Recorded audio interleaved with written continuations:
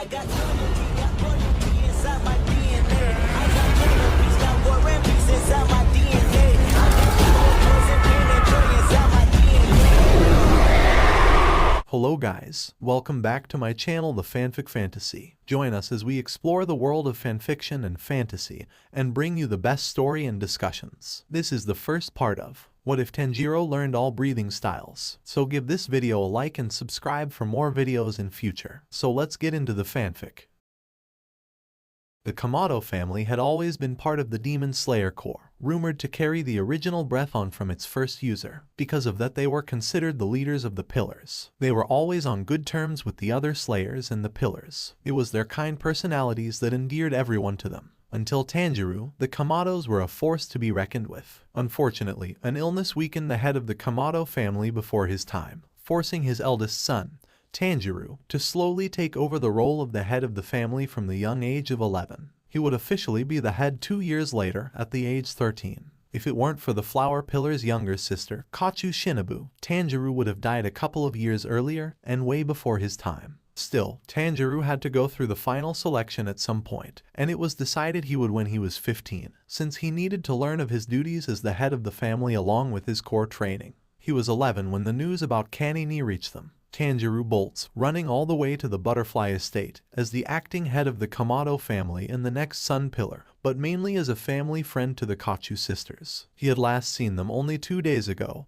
had wished them safety and luck, asking them to be careful, promising to come and see them when they'd return. Shinobu, he calls as he reached the estate. He doesn't wait for an answer. His call was more of a warning than anything, letting his nose lead him to the girl. Shinobu has barely a second to recognize him when he crashes into her and hugs her so tight, one would fear for broken bones. "I'm so sorry," he cries. "I'm so sorry, Shinobu." Slowly, Shinobu wraps her arms around him, returns the tight embrace. "Tanjiro-kun." "Yes," he hiccuped. I miss her. I miss Nisan, Tanjiro-kun." He stayed with her, Ai and Kanao, his family coming later in the evening. Tanjiro didn't leave her side. They practically cried themselves to sleep. It was the second to last time Tanjiro saw Shinobu express her feelings so openly. The last was at Kani's funeral. He stayed behind afterwards. "I'm sorry, Kanini. I promised you to be there, to become a pillar and fight at your side. I'm sorry I wasn't fast enough to make do on my promise. But I will look after Shinobu. I'll protect her, I'll protect them all, no matter what. I won't fail you again. I promise," he said quietly, wiping his tears. So, please look over us," he asked before leaving. He never noticed he wasn't alone.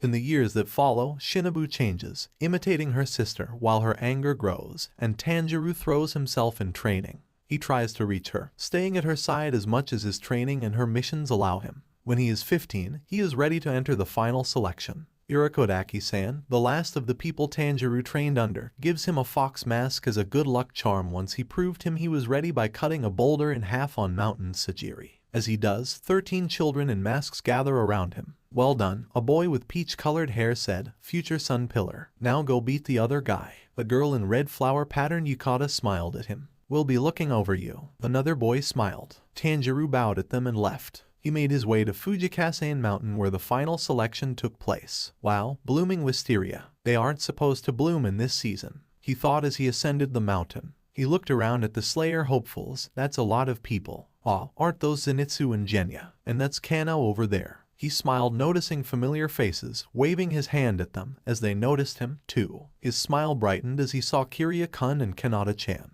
"Greetings everyone. Thank you all for joining the final selection tonight. There are a lot of demons captive on this mountain, brought back by demon slayers. They are unable to leave," Kiryu-kun explained, "because from the mountain foot to halfway up, there are a lot of demon-repelling wisteria flowers that bloom all year around." Kanata-chan continued. "However, from here on out, there are no more wisteria, only demons. If you can survive here for 7 days," Kiryu-kun started, "then you pass the final selection. Now, let the final selection begin." Kanata-chan finished. They both bowed and the Slayer hopefuls marched up the mountain. Tanjiro patted their heads as he passed them. "Say hello to your parents from me." He smiled at them. He had been walking in the forest for a while when he caught the scent of 2 demons nearing him. "There's 2 of them. Hey, you go over there, I'll eat this." "Hell no, get out of here. That's my prey." "Shut it. We'll just decide it by whoever gets to him first." They were fighting over him before charging him. Haven't tasted human flesh in such a long time. Concentrate. Smell the lines. Now. Sun breath. 8th form. Soaring flame haze. He charged them and attacked with a haze-covered strike, coming to a stop right behind them as their heads fell. He sheathed his sword and turned to watch the demons disintegrate. After slicing their necks, nothing is left behind, not even their bones. He thought, sadly, may you rest in peace. He prayed for the two. Suddenly, a really heavy scent reached him. Ugh, where is this heavy scent of rot coming from? Why is there such a large type of mutant here? I didn't hear about this. A young man came running from further in. A large demon was following him, covered in hands and holding the corpse of another young man. Tanjiro watched in shock as it reached and grabbed the one running away by the foot. He drew in a deep breath. Sun breathing, 2nd form, azure heaven. He spun vertically, creating a 360-degree slash, resembling a wheel, and cut off the hand holding the young man. If you can still move, go. Find others and help them. We stand better chances together than alone. What about you? I'm looking for someone. Tanjiro smiled back at him. The demon was staring at them. Here comes another cute little fox. He said, hey, little fox, what year of the Meiji era is it? Meiji. It's the Taishu era right now. Tanjiro replied. The era name. Even the era name changed. That send the demon off. Not enough. Not enough at all. How long have I been locked up here in this place? I'll never forgive him. Never. Damn Urokodaki. He started screaming. How do you know Urokodaki-san and why do you hate him so much? Tanjiro asked. You know why? I was captured by Urokodaki. I won't forget that moment 47 years ago. He was still hunting demons back then. It was during the Edo period.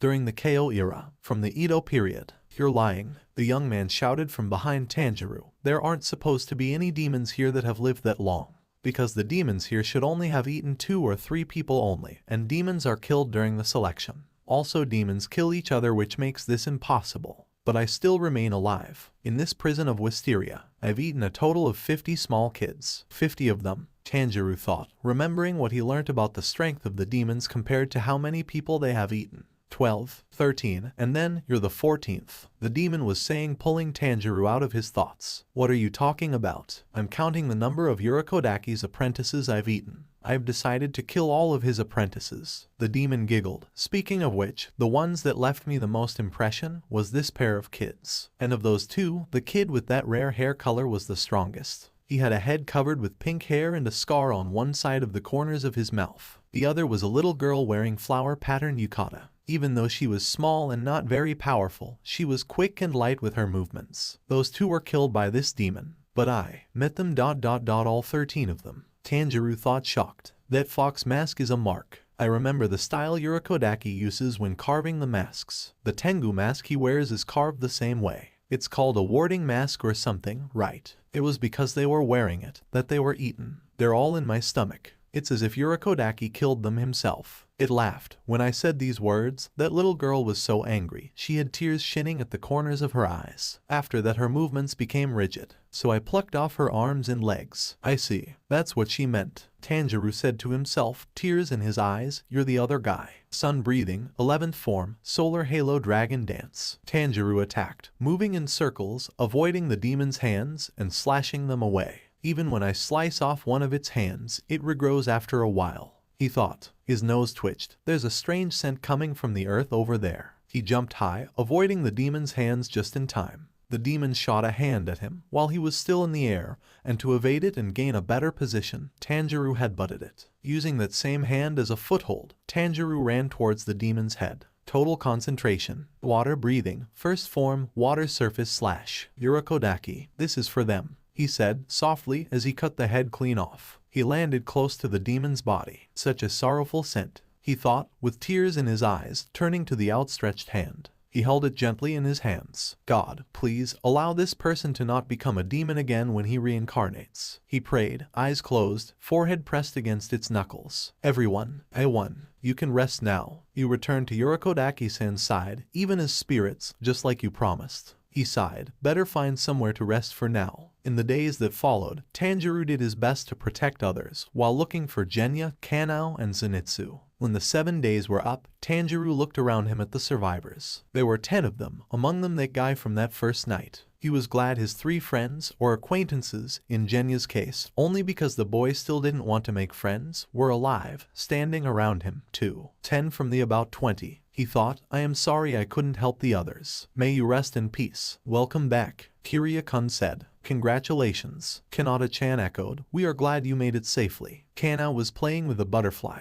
Zenitsu was mumbling to himself. Tanjiro strained to listen to his panicked words. We will die, he said over and over again. Even if we survived here, we'll still die in the end. Hey, now what do I do? What about the blade? Genya spoke up. You must first pay the cost for the uniform. Then you must get your body measured and have your rank engraved. Kanata-chan said. There are currently 10 ranks. Kiryu-kun explained. Mizunoto, Mizuno, Kanoto, Kano, Tsuchinoto, Tsuchino, Hinoto, Hino, Kanoto, Kino. You are now at the lowest level, Mizunoto. What about the blade? Genya demanded again. Today you will each choose the alloy. Your blade will be completed within 10 to 15 days. Also, from now on a Kasugai crow will be assigned to you all. Kanata-chan said, clapping her hands once. A crow landed on Tanjiro's shoulder and he smiled at his new companion. A crow? But isn't this a sparrow? Zenitsu said, shocked. Tanjiro blinked as he saw that indeed, a sparrow had landed in Zenitsu's palms. Neither Kiryu-kun nor Kanata-chan replied. Kasugai crows are crows that are primarily used for communication. Kiryu-kun said instead. Kawa. Genya shook his crow off. I don't care about some dumb crow. He shouted and punched Kanata-chan. What I want is the blade. Give me the blade right now. He shouted, grabbing the young girl by the hair, the blade of the demon slayer's core. The color-changing sword. Tanjiro grabbed his wrist. Let go of her this instant, Genya. He ordered. If you don't let go, I'll break your arm. Huh? You can try if you dare. Tanjiro did just that. Genya looked at him, pissed beyond belief. Zenitsu looked at them, shocked and scared. Kana wasn't bothered. The rest avoided looking in their direction. Are you done? Kiryu-kun asked, as if nothing had happened. If so, please go over there and choose the alloy that will be used to create your blade. There was a table set with different sizes of chunks of ore. The alloy for the blade that will be used to destroy demons and protect yourselves will be chosen personally by each of you. They all looked at the table seriously. I'll probably die really quickly, Zenitsu said, gritting his teeth. Tanjiro let his sense of smell guide him to choose the alloy. Then he paid for the uniform and waited patiently for Masao-san to get the measurements for the uniform.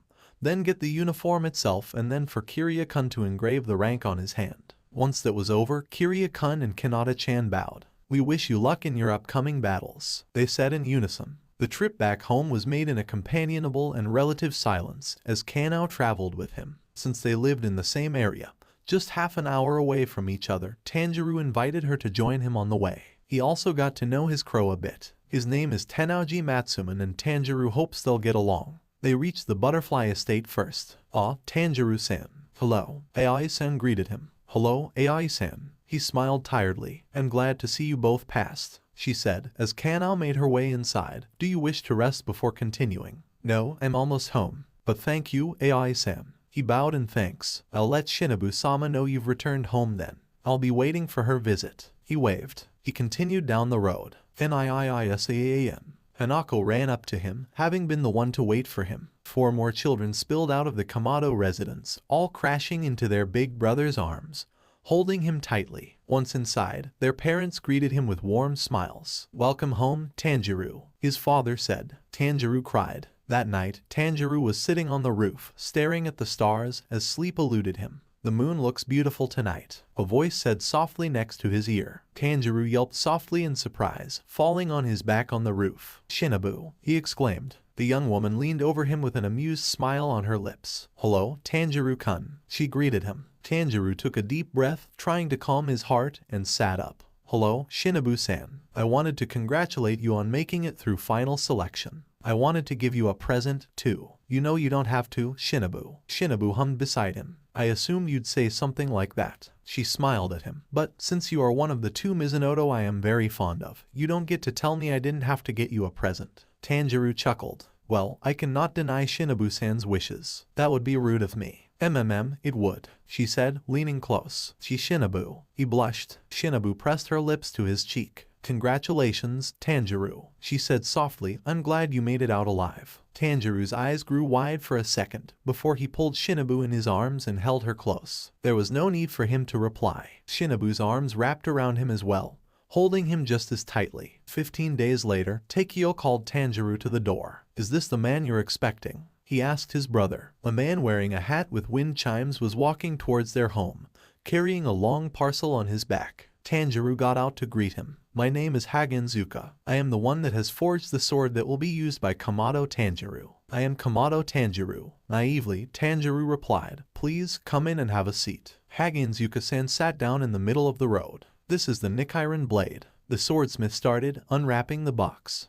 Please come in and have a seat," Tanjiro repeated weakly. "I forged this blade." He opened the box. "Please come in and have some tea," Tanjiro said once more. The Nichiren blade's raw materials are iron sand and ore from the highest mountain that is closest to the sun, scarlet crimson iron sand and scarlet crimson ore. They are metals that have absorbed the sunlight. "I'm pretty sure your furoshiki wrap is going to get mud on it," Tanjiro said. He could smell his family's amusement. The mountain the materials are from, the Sunlight Mountain, is bathed in sunlight all year round, never troubled by clouds or rain. "Hold on a minute first. Please, won't you get up off the ground? The way you're crouching on the ground is a bit." The swordsmith raised his head to reveal he was wearing a Hayatoko mask. "Why?" Tanjiro drew back a bit, surprised by the sudden movement. Hagenzuka-san looked closely at Tanjiro. "Ah, you're a child of burning crimson, of brightness. This is most auspicious for us to meet. We are a family of coal burners and we work closely with fire, so red eyes are very common in our family, while red hair is weirdly passed down to the firstborn only." Yes, that's a very lucky thing.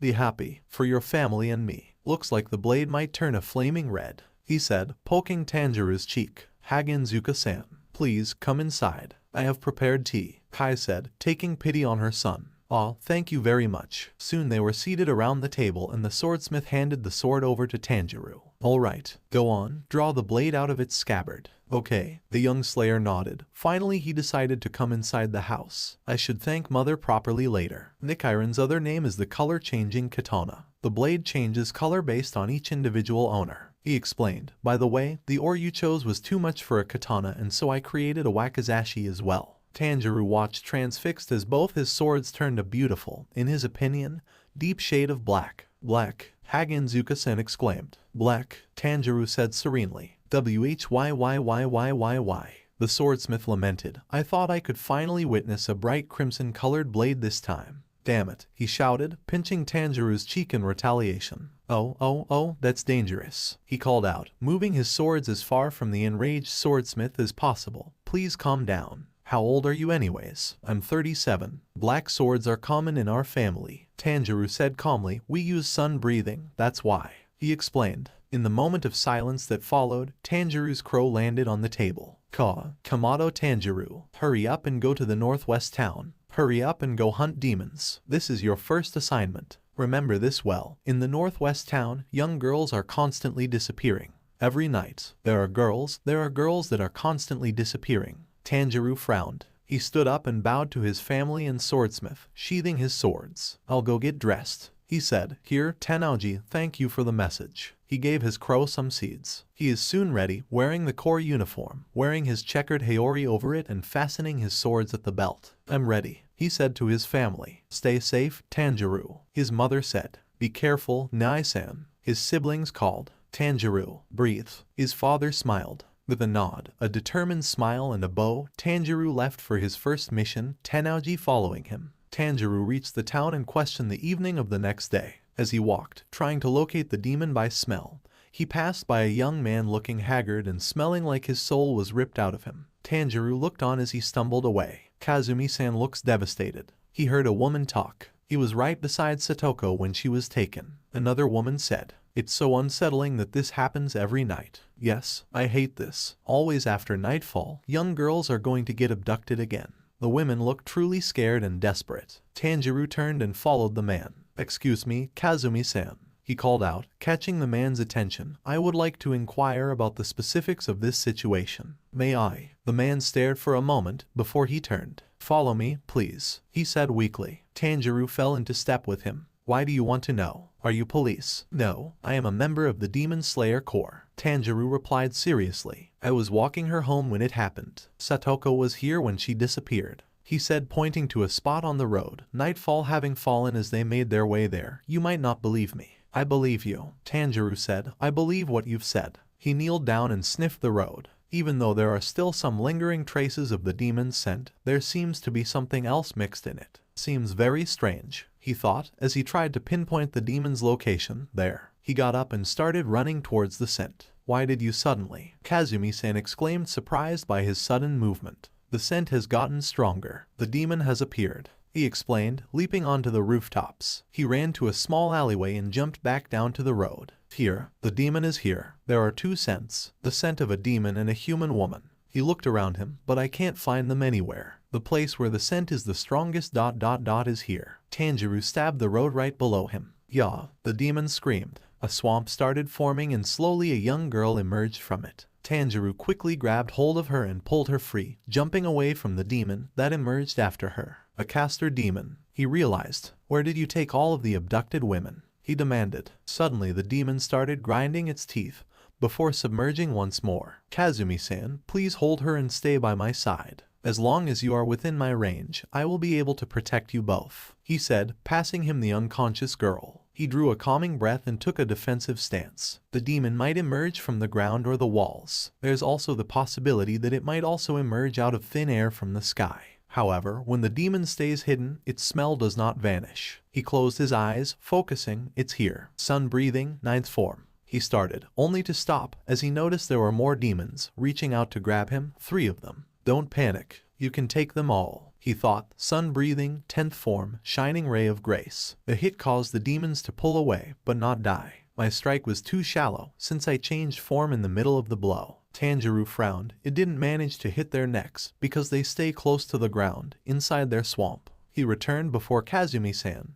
The 3 demons all smell the same. Demons generally don't work together. This should be a single demon splitting up into 3. I need to protect those 2 and kill the demon. I can't afford to be scared. I might have to enter the swamp, or drag them out to do that. Ah, Kazumi-san called out. Total concentration. Sun breathing, 2nd form, azure heaven. He cut off the demon's arm. Still too shallow. Sun breathing, 12th form, flame waltz. He struck twice, once vertically, followed by a horizontal slash. The demon pulled back. I can't pursue them too far. I need to protect those 2, so I can't swing my sword carelessly. You bastard. The demon with the 2 horns cussed at Tanjiro. Stop getting in my way. That woman will go stale. That woman is already 16 now. If I don't eat her quickly, she's going to lose that freshness. Tanjiro had a disgusted and angry look on his face. Don't fret, my duplicate. The one with the single horn spoke up from behind. Oh well, never mind. There's always tomorrow night. I've already eaten a lot of 16-year-old girls from this town.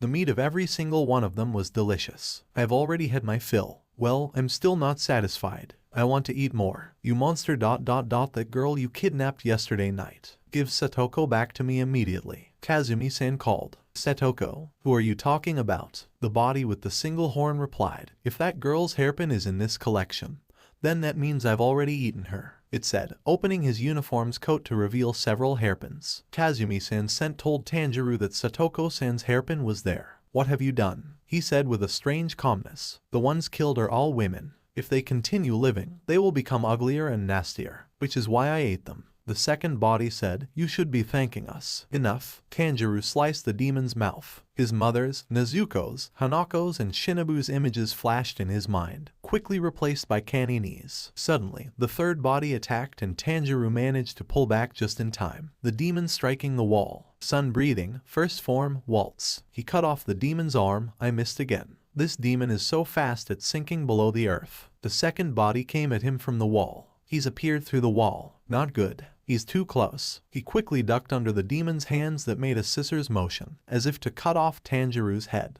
A hand appeared from below him, Tanjiro barely managing to avoid it, finding himself between the first body and the hand of the third. Total concentration. Sun breathing, 5th form, fire chariot. He jumped in the air and found himself behind the first body, cutting its head off. The other 2 bodies went under and Tanjiro followed them into the swamp. I'll be back. Try to avoid any swamp patches if they appear. He called to Kazumi-san. Tenouji, please guide them. I'm inside the swamp. That means these are ... the clothes and items of the girls it has kidnapped. It went so far as to kill innocent people like this. Unforgivable. He frowned. Do you feel the pain, you little brat? The first body laughed. There is almost no air within this swamp. And also your body being entangled by the darkness of the swamp feels very heavy, doesn't it? You cannot move like you were above ground. You had it coming. How stupid of you just jumping in here like that. The third body grinded its teeth. Don't underestimate me. Sun breathing is a difficult breath to master. It is hard on the lungs. Each time I use it, it feels like all the air is sucked out of me.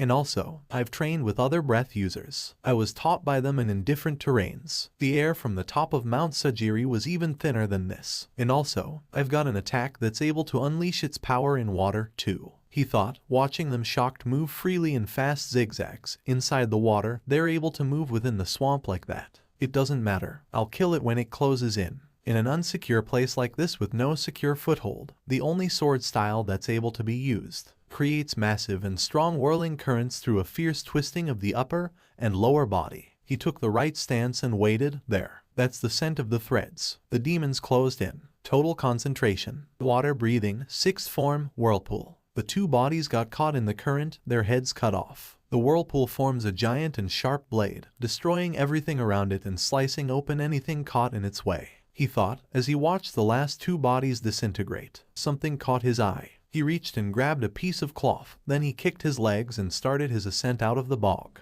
Ugh, this is becoming unbearable. I need to surface. Suddenly he was spat out on the road among women's clothing items and accessories, coughing as he tried to get air back in his lungs. They had such an oily scent that reeked of decay, a putrid odor of evil. He rubbed his nose, as if to remove the scent from his memory. Exactly how many people did it kill? He wondered to himself before turning to Kazumi-san, kneeling before him and the young woman. Kazumi-san, are you okay? I've already lost my fiancé. Do you think I'd be alright after that? Kazumi-san ... and no matter how much you have lost ... you don't have a choice but to continue to live, no matter how severe of a blow you took, he said softly. Kazumi-san grabbed him by his haori. What do you know about any of this? You're just a kid, he raged. Tanjiro smiled kindly at the man, softly removing his hand from him. I'm leaving, he said softly. Take this. I hope Satoko-san's hairpin is still there. And could you please make sure this young girl makes it home safely? Tanjiro stood up and bowed in thanks to Kazumi-san.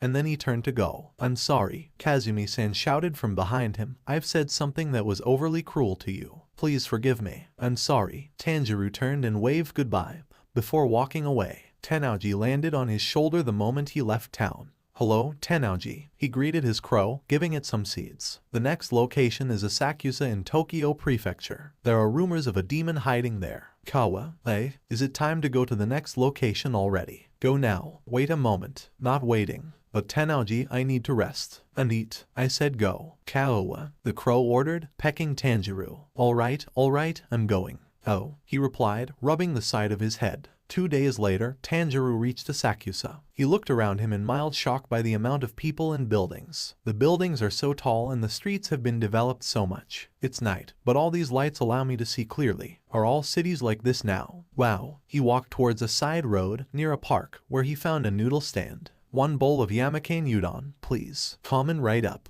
Tanjiro had a cup of tea as he waited. Suddenly, the strong scent of a demon reached him. As he focused on it, it was almost like it blanketed the sense of the whole city. How didn't I notice this scent before? He wondered, standing up, body shaking and looking frantically around him, before bolting into the crowds, following it to a tall man dressed in Western style.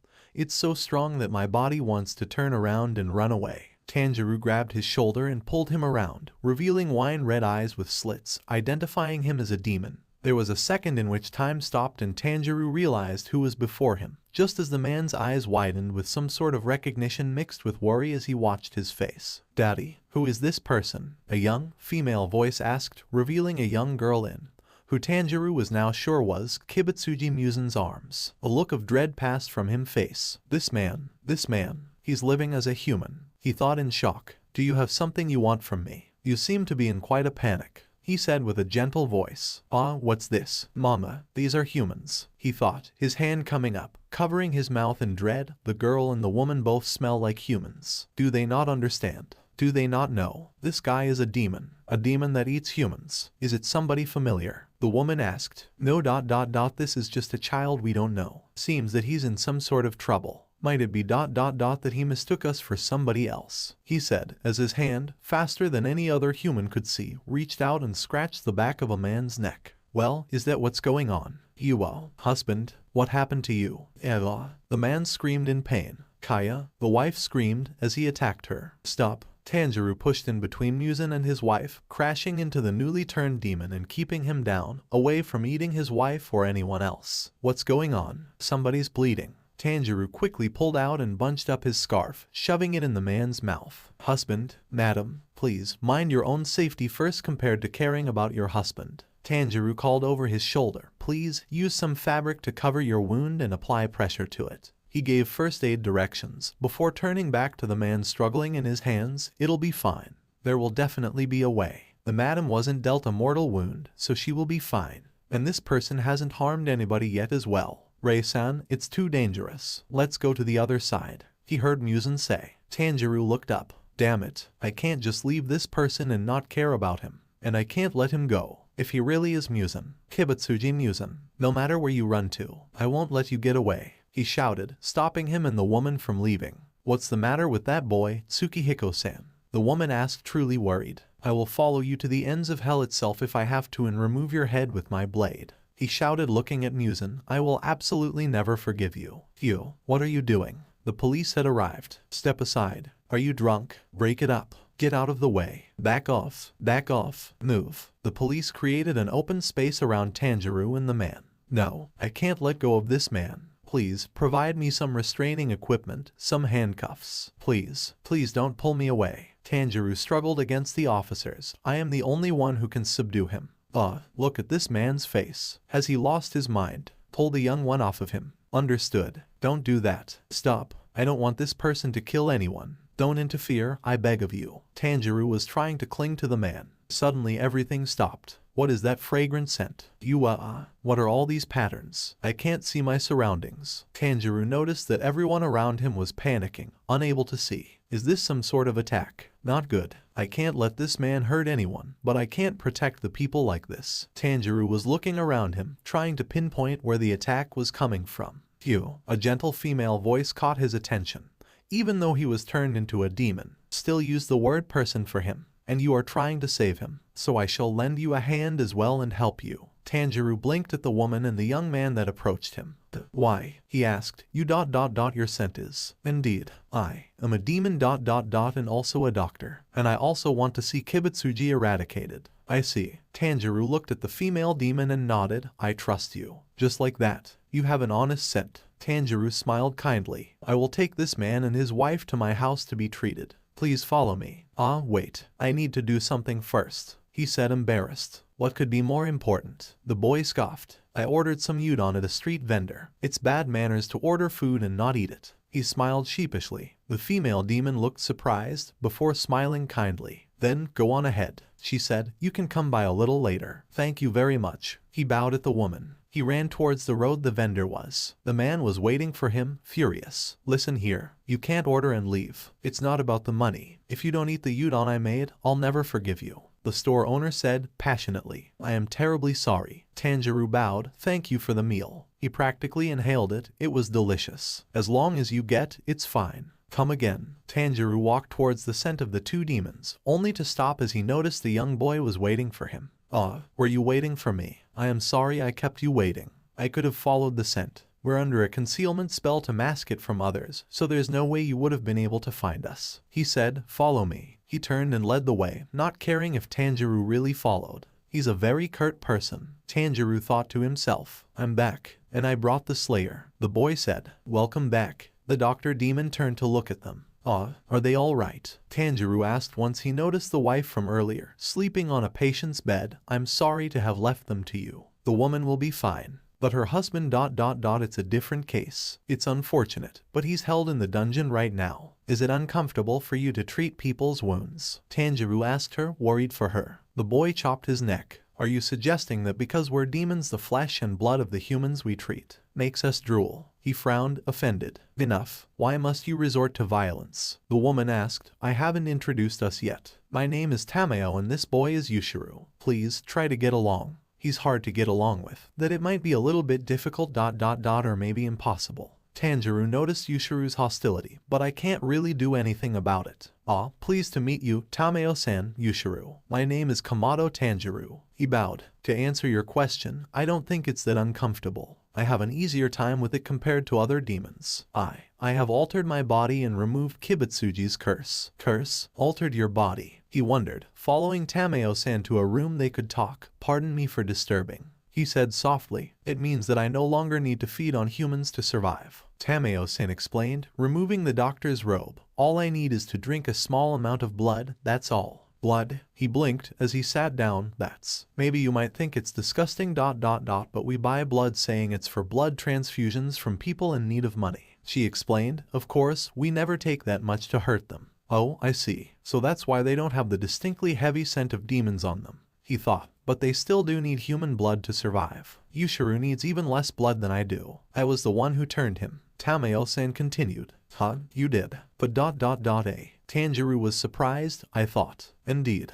no one other than Kibutsuji can increase the number of demons ... and that is factually correct. In more than 200 years, Yushiro is the only one I was able to transform into a demon. Tameo-san confirmed. In more than 200 years, Yushiro was the only one. Tanjiro exclaimed, shocked. Ah, exactly how old are you, Tameo-san? Yushiro chopped his neck again. Don't just ask for a lady's age like that, you lout. Tanjiro coughed. Yushiro, I'm not going to forgive you if you hit him again, Tameo-san said angrily. As you wish, Yushiro exclaimed. One thing I want you to not misunderstand. I'm not trying to increase the number of demons. I only offer it to people who are gravely injured or plagued by an incurable disease ... so they can live a little longer, she said. And I always ask those patients ... if they want to continue living ...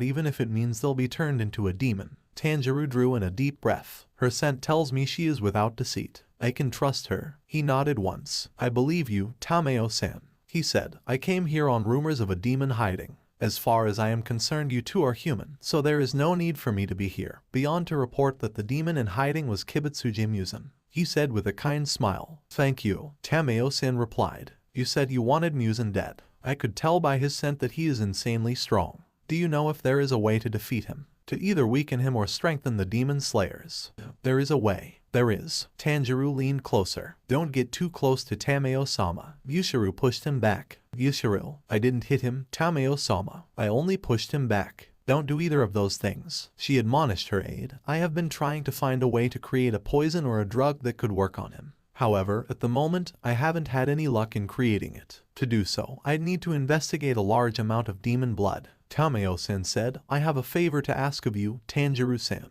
I need your help to gather samples of blood from demons with a high concentration of Kibutsuji's blood. It will be a difficult and cruel task. Demons like that are close to Kibutsuji in strength. It won't be easy to get their blood. But, even so, will you still accept this request? Creating a drug to defeat Muzan ... if there is no other way to gather the blood, I will do it. Tanjiro said softly. Tameo-san might even find a way to turn demons back to humans like that.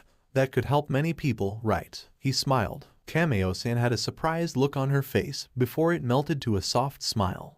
Yes, Tanjiro blushed a little before he noticed Yushiro's glare. Suddenly, Yushiro looked alarmed. Not good. Get down, he called, throwing himself over Tameo-san as Tanjiro avoided the projectile that opened holes to the wall and wrecked the room. It appeared to be a temeri ball. Just like you said, Yahaba. Someone laughed outside. A building appeared in a place where nothing was there before. Seems like they used a blood demon art capable of hiding things. And there appears to be a demon slayer with 2 demons. What does this mean? Another voice said. Yahaba, Tanjiro assumed. But anyway, Suzumaru ... the way you handled this was immature, impetuous, but most of all, messy. You got dust on my kimono. Hush. It was all thanks to my temeri ball that we found them so fast. Okay, I have more time to play. And your kimono isn't dirty. You're just too fussy. A temeri ball. She did all this damage to the house just by throwing that ball. Tanjiro thought, getting to his feet. Found you. She laughed and threw the ball inside. Tanjiro dodged and watched its trajectory change unnaturally and hit Yushiro's head, destroying it. Yushiro, he exclaimed. Tameo-san caught the boy's body as it fell and Tanjiro stood defensively before them. I think I killed someone. Suzumaru laughed. Ah, Tameo-san, please get yourself, Yushiro and the woman in the other room someplace safer, he said seriously, not taking his eyes off Suzumaru. She has a noticeably different scent from other demons so far. How strong is she? It's an intense, heavy scent. Just smelling it, it settles deep and heavy in my lungs. So the demon slayer with the Hanafuda earrings is you, right? She asked, looking at Tanjiro. They're after me. He wondered, surprised. He turned back to see Tameo-san return to the room, to kneel beside Yushiro. Tameo-san, please fall back with Yushiro and the woman to a safer location. He said again. Tanjiro-san don't worry about us. Carry on with your battle. We will be fine, even without your protection. She looked up to him, because, after all, we are demons. The demon threw her temeri ball again. Even if I dodge the ball, it will still follow me. So maybe I should try to stop the temeri ball, he thought, taking a different stance, total concentration. Sun breathing, 7th form, sunflower lance. He stabbed the ball, bringing it to a temporary stop at his sword. Suddenly it started vibrating. How does this ball even move? An unnatural turn occurred as well when it struck Yushiro, too. It isn't spinning in a special way, nor is it some special curving ball, but what is this? Tameo-sama. Yushiro's voice came from behind Tanjiro, bringing some relief to the worried demon slayer. I told you before, didn't I? From the start I told you we shouldn't have any connection with the demon slayer. My concealment spell isn't perfect yet. I can hide the building, the presence of beings, but that won't wipe away their existence completely. And the more people there are, the more traces remain, raising the possibility of Kibutsuji finding us. The demons closed in on us and I didn't pick their scent until they attacked. Was that because of Yushiro's blood demon art? Tanjiro wondered. I hate it when anyone interferes with the time you and I spent together. I really hate it. I can't forgive this. What are you going on about? Suzumaru laughed. This is so much fun. So interesting. I will allow you the honor of a glorious death at the hands of one of the 12 demon moons, she said, dropping the top of her kimono around her waist to reveal 3 pairs of hands and 4 more temeri.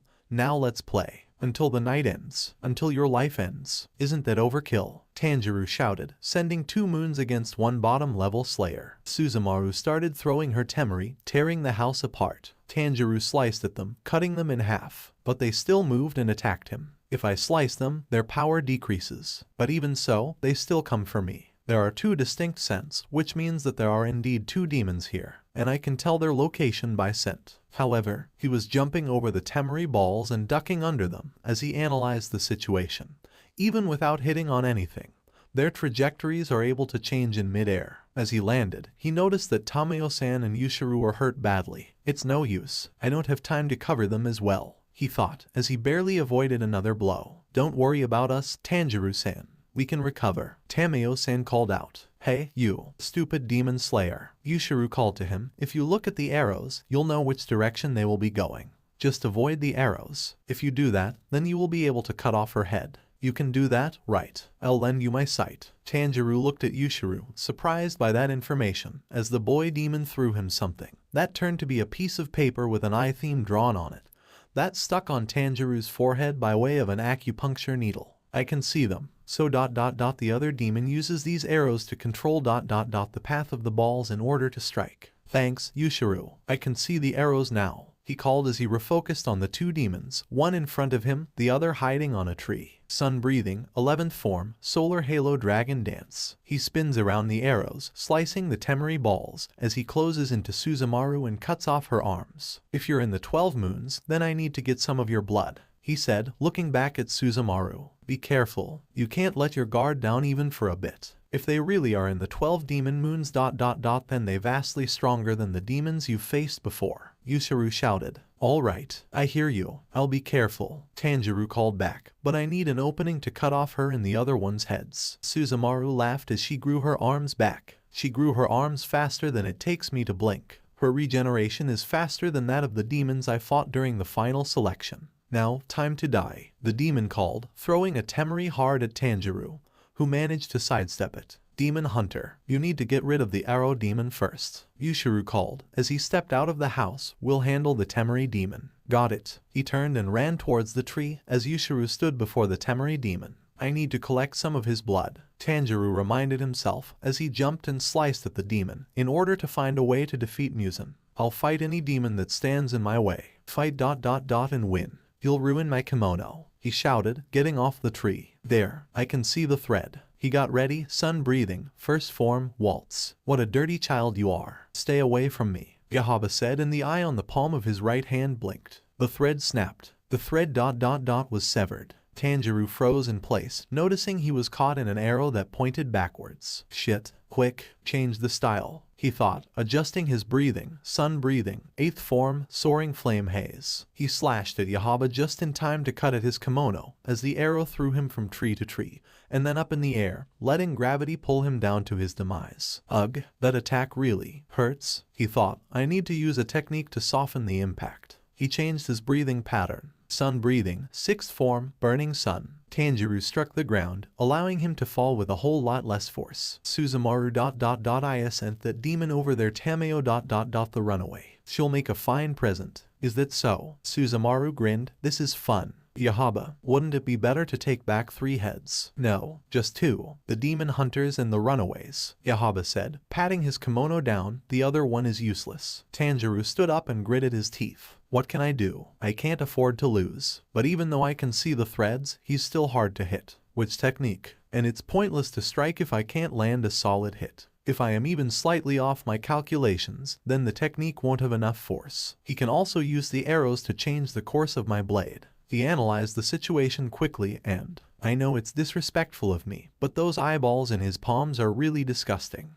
Yahaba unleashed his arrows, the speed of those arrows, and they don't disappear until they hit me. He dodged the arrows. I can't cut them with my blade. The moment my blade touches one, I am flung in the arrow's direction. What do I do? Suddenly, an arrow wrapped itself around his arm like a snake. Everything goes in the direction I want it to. Watch as your arm twists and is ripped off. Tanjiro jumped and spun in the direction of the arrow, pulling his arm out of his haori to free himself. I can't just keep fighting defensively or keep getting caught in his arrows. Things will end badly then. I have to fight back, while avoiding direct contact with his arrows. I wonder ... can I change the direction of those arrows without touching them? He was closing the distance between him and the demon if I combine water breathing 6th form with the 3rd form's footwork to pull them together. Get in close, twist, wind up. He did as he was planning it. Water breathing combined 6th form, whirlpool, flow. He created a twisting, swirling, vicious flow around him, redirecting the arrows towards Yahaba. The demon tried to redirect the arrows to avoid the attack. My sword feels heavy. Use it in your favor, Tanjiro, he thought, encouraging himself. Water breathing, 2nd form, improved, lateral water wheel. Tanjiro spun horizontally, following the arrows, getting Yahaba's neck. He fell down, almost too tired by the fight. I did it. Even though Whirlpool isn't strong out of the water, his arrows multiplied its power and it was able to wound the arrows up thanks to his attack. He sat up, taking deep breaths, trying to calm his heart and relax his lungs. This was dangerous, switching breath styles and combining forms in the middle of a fight. He sighed, even though I've done it before. Now that I think about it. He remembered, embarrassed, the hand demon and the swamp demon. Og, damn it, you no good. Dirty bastard. All I had to do was take your head back and I'd be recognized by him. Yahaba shouted, I'll never forgive you. Never ever. Plus you got dirt on my face. If I'm going to die, then you'll die with me. A bunch of arrows struck Tanjiro. Not good. The battle's not decided yet. He's trying to take each other out. The arrow's pull is the strongest I've felt so far. I need to use as many techniques or he'll crush me. At my current state, water breath is the easiest on my tired lungs. He timed his attack, watching the wall coming close. 4th form, striking tide. He avoided becoming part of the wall. Then he was thrown up into the air. Ugh, so much pressure. I can't even swing my blade. I have to. I need to. He was being pulled down fast. Better get this right ... on the first try. Striking tide. Water wheel. Drop ripple thrust. Water surface slash. Waterfall basin. This is the first time I use techniques back to back like this. My arms feel like they are about to fall off. How many more times? No. Focus on using techniques. Don't get distracted. Waterfall basin. Striking tide. Water wheel. Whirlpool. And then it stopped and Tanjiro fell on the ground, panting hard. Tameo-san. Yushiro. He crawled to his sword. Ribs and leg are fractured. He tried to grab his sword, but his hands were shaking too much. Shit. No ... no use. I can't. I'm too tired to even grab my sword. But there is still one more demon over there. If I don't hurry. He grabbed his sword with his teeth and started crawling towards the other side of the house. His fight with Yahaba had moved them to the back of the building. I'll get over there immediately. I'll be there right away. So, please stay safe. He thought as he increased his crawling speed. You must stay safe. He turned around the corner just as Suzumaru started screaming, just in time to watch her being torn apart from the inside out. Please, please, forgive me. Hands ripped out of her body and mouth, grabbing her head, causing it to explode. The sword fell from his mouth in horrified shock. Is she dead? He asked Tameo-san, who had kneeled by what had remained of the demon. Almost. It's the curse. Kibutsuji's cells remain in the body of a demon to destroy it from within. Basically, fighting between demons is meaningless. It amounts to nothing. Because apart from sunlight and the swords of demon slayers, nothing else can strike a lethal blow. However, Kibutsuji is able to destroy a demon's cells. Why? He was surprised to see Yushiro at his side, clearly beaten up, shoving a piece of cloth in his nose and mouth. Don't breathe in Tameo-sama's blood, demon art ... or you'll die, too. Tanjiro-san ... She wasn't a member of the 12 demon moons. Tameo-san said, to Tanjiro's surprise. If she had been, a number would have been engraved on her eyeballs. Her eyes are unmarked. I'm afraid neither the other one was. Because he was too weak. Too weak. Those 2 demons, seriously, dumb demons, serves them right for trying to hurt Tameo-sama. Yushiro huffed. Tameo-san went to where Yahaba's body had fell, and then came back to Suzumaru's, injecting a syringe and drawing blood. I have collected their blood. Tameo-san said, I'll go make sure the woman from earlier and her husband are well. Tanjiro-san, I need to examine you, too, for your injuries. Please, check on the others first. Came Tanjiro's muffled reply. Tameo-san nodded and got up and left. Enough already. I'm not covering your ass anymore. Hold the cloth on your own. I do not want to be apart from Tameo-sama any longer. Yushiro followed her. Ma ... ri ... ma ... ri ... Suzumaru's voice lingered. Tanjiro got to his knees, grabbed a temari and went close to her remains. Here's your temari, he said softly, covering his nose and mouth still. Come and play. Let's play. Next time, we will. He said softly, such a childlike personality. But she's killed so many people. The sun rose and everything turned to ash. Tanjiro lowered the cloth from his face. She was fooled into believing she was one of the 12 demon moons and forced to fight ... and then Kibutsuji's curse killed her. There was no hope for her. Nothing is left after dying. Is that the price for taking human lives? Kibutsuji, that man. He kills even those who admire him so much. He is without a doubt ... the true demon. After he gathered his strength, he found his Haori, sheathed his sword and made his way to what remained of the house slowly. Tameo-san, he called. Here, came her voice, we're at the basement. He slowly made his way down. Are you all right? He asked them when he saw them. Tameo-san blinked. Yes, she said after a moment, let me check your injuries, Tanjiro-san.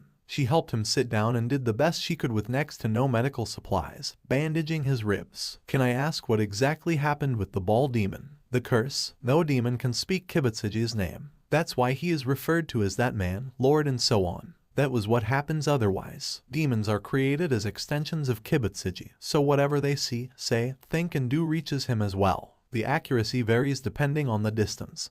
But no demon can escape the curse. Tameo-san explained, this is the best I can do for you right now. You should see another doctor when you leave. Thank you. He smiled tiredly at her. I am terribly sorry for what happened to your house. He added, looking mournfully at the ceiling. We will have to leave this city, she said. This place is too close to Kibutsuji. If we don't hide ourselves soon, it will become dangerous for us. Besides, although we were well hidden, as a doctor, I deal with humans, and sooner or later someone will notice we are demons. Children and the elderly are particularly sharp. You could go to my house if you want. Tanjiro said after a moment of thought. There is someone I know who deals with medicines and poisons, and she lives close, so if I talk to her and she agrees to help you with the drug, you won't have to worry about distance or the sun. Thank you, Tanjiro-san. Tameo-san bowed, Yushiro reluctantly following her example. Here, he said, handing him a syringe, this will help you gather the blood of the moons. Just stick it in their flesh or in a pool of their blood and it'll do its work.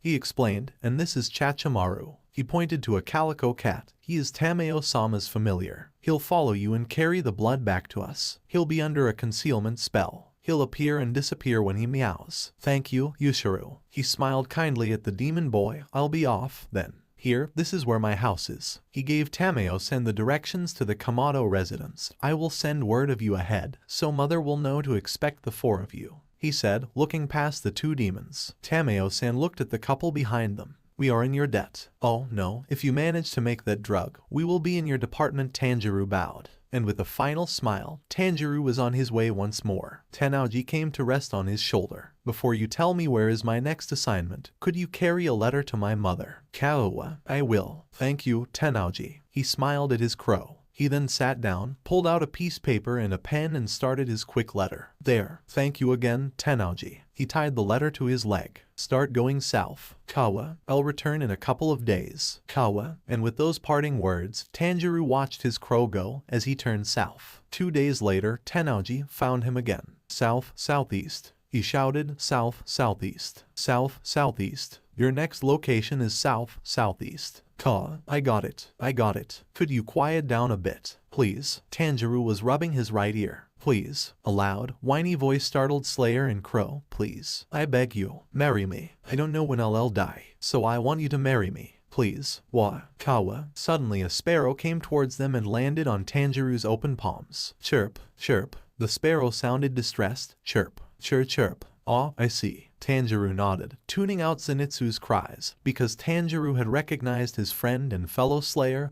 Don't worry, Kyogai. I'll do something about it, he promised. The small bird felt relief. Tanjiro marched over to Zenitsu and took a deep breath. Zenitsu, he said in a gruff voice, grabbing him by the back of his uniform's collar. What the hell do you think you're doing? H-Y-Y-Y-Y-H-H-H. Zenitsu screamed, Gramps. He turned around only to see Tanjiro. Tanjiro. Tanjiro frowned. What do you think you're doing causing trouble in the middle of the road? Can't you see that you are harassing her? And you are causing trouble for your sparrow, too. He scolded him. He turned to the young woman and bowed. I am terribly sorry for the trouble my friend has caused you. He said, it's fine now. So, please, hurry on back home. Thank you very much. She bowed back. H-E-Y. Zenitsu spoke up. She still needs to marry me. Shame on you. The young woman slapped him, then proceeded to hit Zenitsu, causing Tanjiro to restrain her. Please, calm down, he said. When did I ever say that I like you? She exploded. I only asked you if you were okay, because you were crouched down at the side of the road, looking sick. You didn't come talk to me because you thought you might like me. Zenitsu shouted, shocked. I already have a fiancé, so definitely not. If you're well enough to harass me, you're fine. Goodbye. Let's never meet again. And with those words, she left, not looking back. Why? Zenitsu. Tanjiro cut his cries off. Why did you interfere? Zenitsu turned to him. Tanjiro gave him a pitying, disappointed look. Why are you looking at me like that? Why are you staring at me like I'm pitiful? Stop it. I hold you responsible for this. It's your fault that I'm not getting married. Tanjiro's look deepened. Say something. The blonde slayer shouted. I'm gonna die on the next mission. I'm incredibly weak, so gimme a break. You need to protect me until I get married. She is engaged. You can't go harassing women. Aren't you ashamed of yourself at all? Tanjiro shouted back. Finally, pull yourself together. You are Kuwajima-san's apprentice. Act like it. But I am scared. And you're too harsh. I thought I'd die during final selection. But I didn't, and so now the rest of my life until I die is an endless hell. I'm terrified. Zenitsu screamed, bending backwards, before he started sobbing. Wow. What can I do? I don't want this. Save me. Tanjiro kneeled beside him, patting his back. There, let it all out, he said softly. You feeling better? Zenitsu nodded his head. I have to go to a mission southeast. You can come along with me if you want. Tanjiro smiled. I can. Zenitsu sniffed. If it's better for you, we can do our missions together from now. You're such a good guy, Tanjiro. Zenitsu wept. And ... and you'll protect me, right? I'll look after you. You promise? I promise. Tanjiro stood up, giving Zenitsu his hand to help him up. That seemed to be enough for Zenitsu, who let Tanjiro pull him to his feet to gather his composure and follow him. Are you hungry? Tanjiro asked, giving him a rice ball. Thank you. I understand what you're feeling. Hunting demons is a scary job. But you should stop causing trouble for your sparrow. Causing trouble for the sparrow? What do you mean? Zenitsu is always like this and never wants to go to work. He chases after women whenever he sees one and snores loudly. One trouble after the other is what it's saying. Tanjiro said, raising his left palm, where Kyogai landed. Chirp chirp, saying, you can understand bird language. Zenitsu was shocked. Tanjiro nodded his head. No way. You are making this up, aren't you? Kawa, quickly, start running. Tanjiro, Zenitsu. The two of you move to your next location. Hurry up. Tenouji started calling, having landed on Tanjiro's head. Zenitsu fell over himself from the shock. A talking crow. Yes, it's a Kasugai crow after all. I didn't know they could talk. Well, now you do. Tanjiro smiled kindly, giving him a hand up. The two of them continued on their way until Tenouji pointed them towards a seemingly abandoned house. I smell blood. And something else I think I've smelt before. Smell? What smell? Where did I encounter that scent before? What about sound? Can you hear that? It's scary. We are going to work together, right? Sound? Tanjiro blinked at his friend. Suddenly the bushes rustled and two children appeared, looking scared. Zenitsu screamed in fear, hiding behind Tanjiro. Children, he sighed in relief. I wonder what happened to them. He wondered softly, before walking up to them, reaching out. What are you two doing out here? He asked softly. They drew back from him, too scared to do much of anything. They seemed to be terrified. He thought worried. He kneeled down before them. Tada, he revealed his right palm. I made a sparrow appear on my palm. He beamed, Kyogai chirping and hopping around to calm the children. See. He's cute, right? The two children fell to the ground, tears running down their eyes. Did something happen? Tanjiro asked softly, coming closer to them. Is that your home? And no. The boy shook his head. It's the H house of the M monster. He said, it took our older brother. We were traveling during the night and it grabbed him, without paying us any attention. So they're inside that house. Why yes. So you two followed them here. That's impressive. You are so strong. Tanjiro said, kindly. We were following our brother's blood. The boy sniffed. He was hurt. Hurt? He thought worried. Don't worry. He smiled determined at the children. We'll beat the monster and save your brother. Really? The little girl asked. Do you really mean it? Tanjiro. Zenitsu called worried. Hey, what is that sound? It feels really uncomfortable and it keeps on ringing. Like someone is constantly striking at Suzumi. Sound? Tanjiro wondered again. I don't hear any. Suddenly a window opened up, and the sound of a drum echoed, as a bloodied man flew out of it to their surprise. Don't look. Tanjiro quickly covered the children's eyes as the man crashed to the ground. He then ran to the man. Are you all right? He turned the man around. Are you okay? Hold on. He got a look on his wounds. His wounds are too deep. Finally got away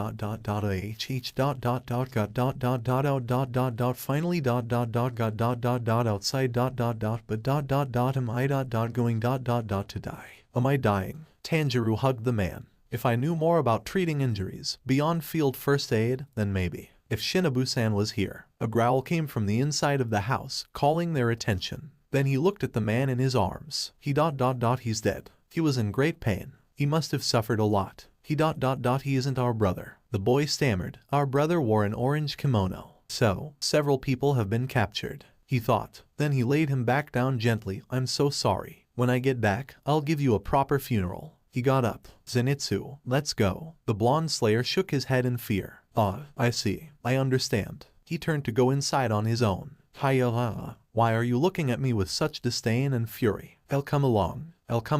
Okay. I don't want to force you. I'll go as well. You two should hide out here. It'll probably be safer since the monsters will be busy with us. It would be even better if you went home. Can you tell me your brother's name? I'll call out to him so he'll know I am a friend. Kiyoshi, they said in unison. With a nod, Tanjiro led Zenitsu inside. Tanjiro. Hey, Tanjiro. Are you listening? You'll protect me, right? If anything happens, you will definitely protect me, right? Zenitsu, I must apologize to you, but I didn't tell you that my ribs and leg are still fractured from my last fight, so. He looked at his friend apologetically. What?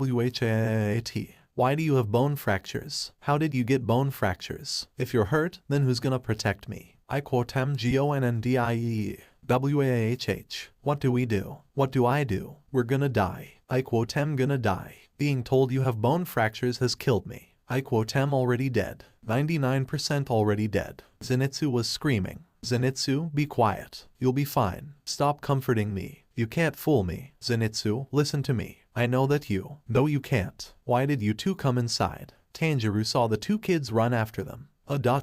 We got scared out there on our own. The boy said. Tanjiro sighed. I understand, but it's more dangerous in here. Suddenly they heard the sound of drums being struck. Zenitsu accidentally pushed the girl towards Tanjiro when he covered his face in fear. Tanjiro held on to her, keeping her close, as the rooms around them switched 3 times. They looked around them. Did we move? No, the room changed around us. In time with the drum. The girl started crying. I'm sorry for getting you separated from your brother. But don't worry, I'll definitely protect you. And Zenitsu will also protect your brother. It'll be alright. What's your name? He wiped her tears. Taruko. Oh, is that so? What a nice name. He smiled kindly. And what about your other brother's name? Shuichi. And Tanjiro. He introduced himself. Now, let's go look for your brothers. All right. They heard footsteps and an awful scent reached Tanjiro. Then one of the demons in the house appeared. He was tall, with 5 Tsuzumi sticking out of his body. Of all the scents that cling to this house, his is the strongest. This demon has eaten a lot of people. Without a doubt, he is this house's master, he realized. He quickly placed his hand over Taruko-chan's mouth. Taruko-chan ...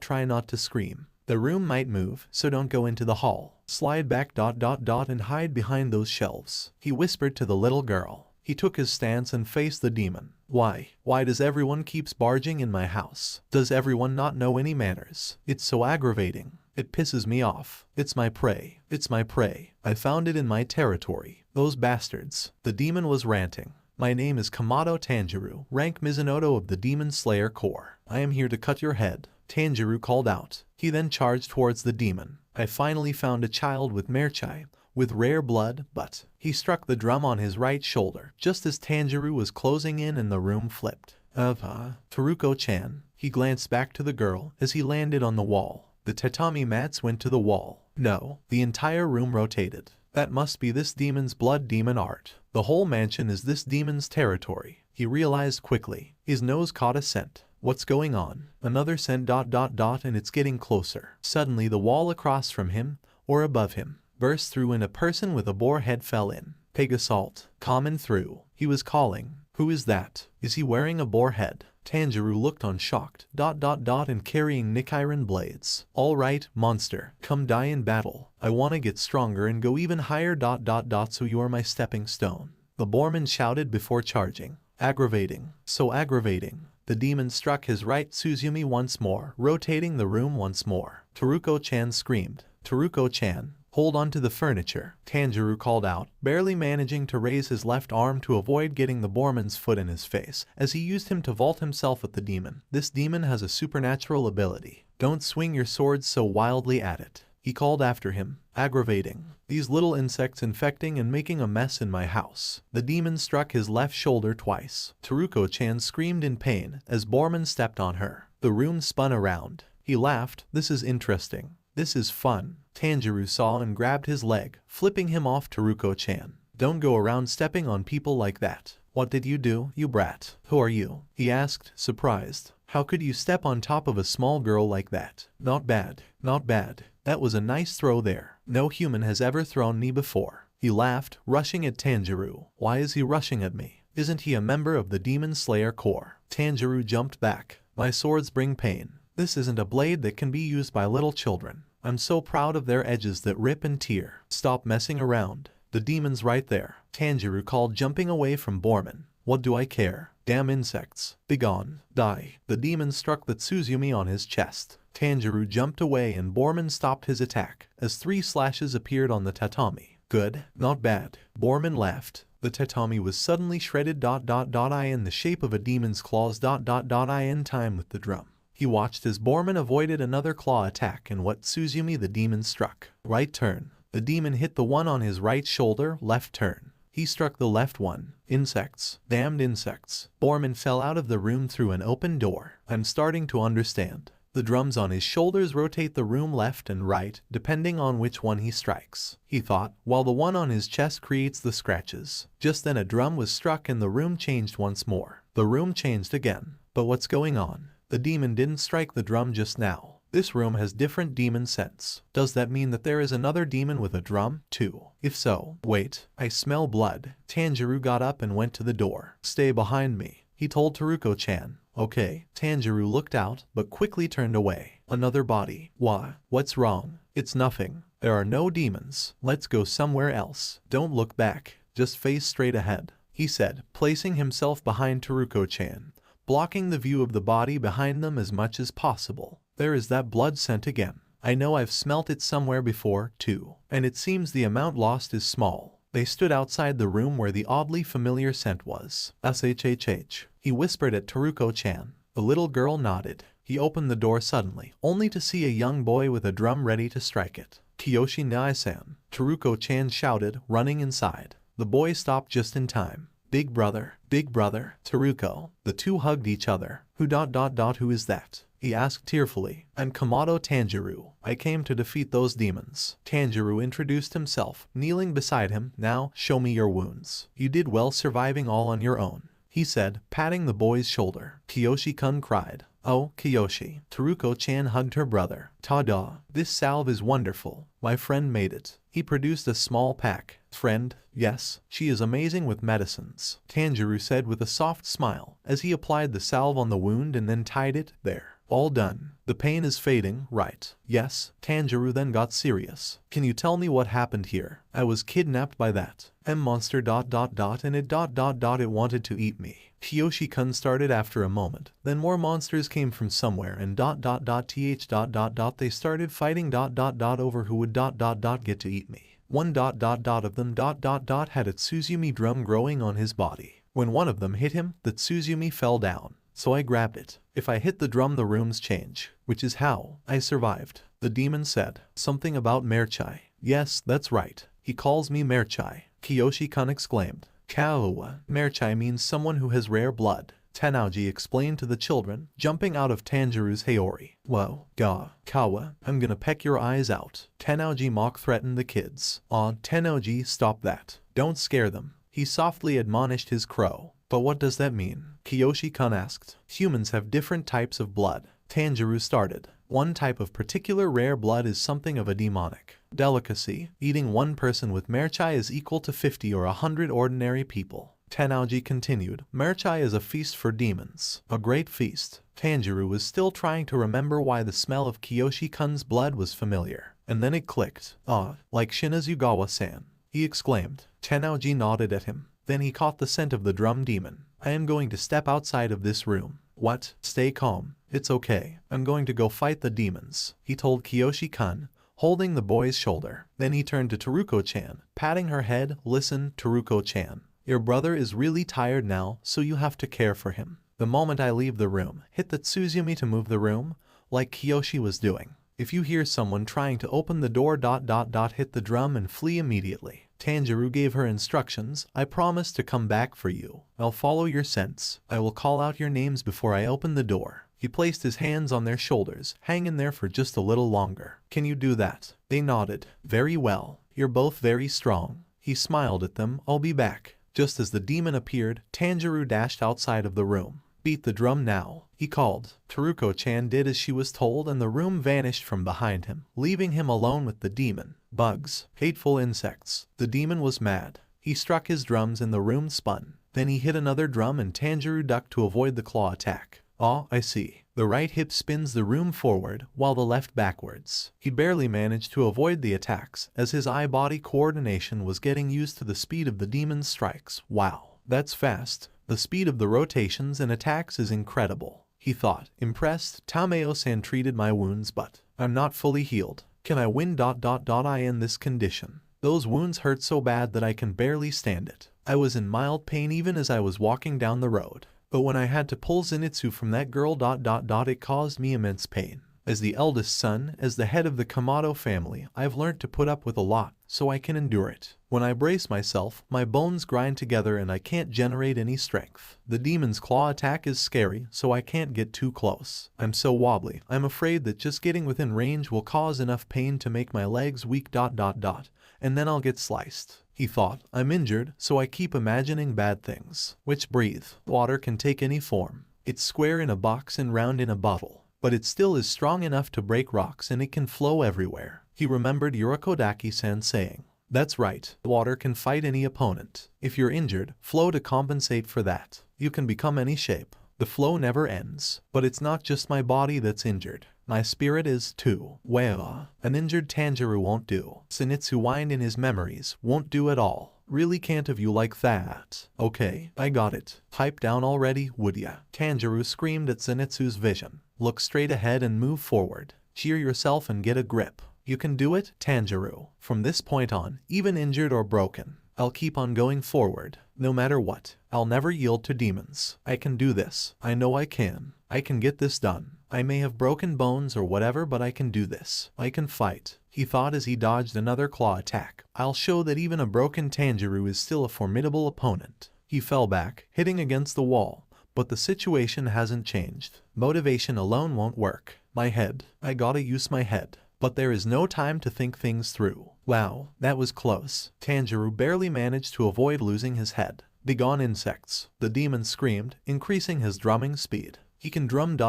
even faster. Tanjiro thought, shocked. My eyes are spinning. The speed of this rotation. Incredible technique. He dodged another claw attack. He went from 3 claw attacks to 5. The attack grazed his chin, as it destroyed a desk and paper started fluttering out due to the room's rotations. Paper. There's something written on it. I wonder who wrote it. As he was about to land on it, Tanjiro managed on the last second to avoid stepping on the text, coming to a stop, crouching low, using his left hand to stabilize himself.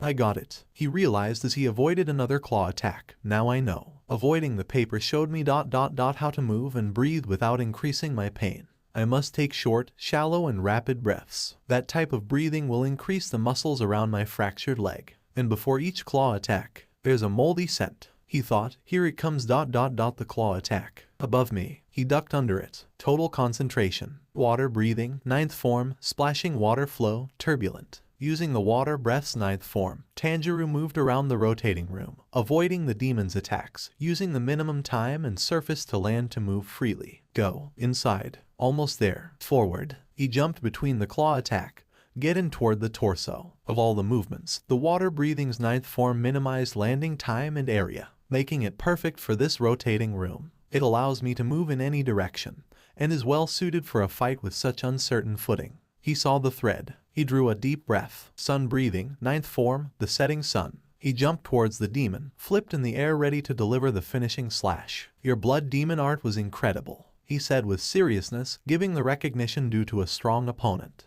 The demon looked surprised and relieved by that, and then Tanjiro cut off his head. He landed on his feet, but kneeled holding on his ribs. Oh, I breathed deeply for that last attack. Bear it. You're the kamado head. Endure it. Boy ... tell me. The demon called out ...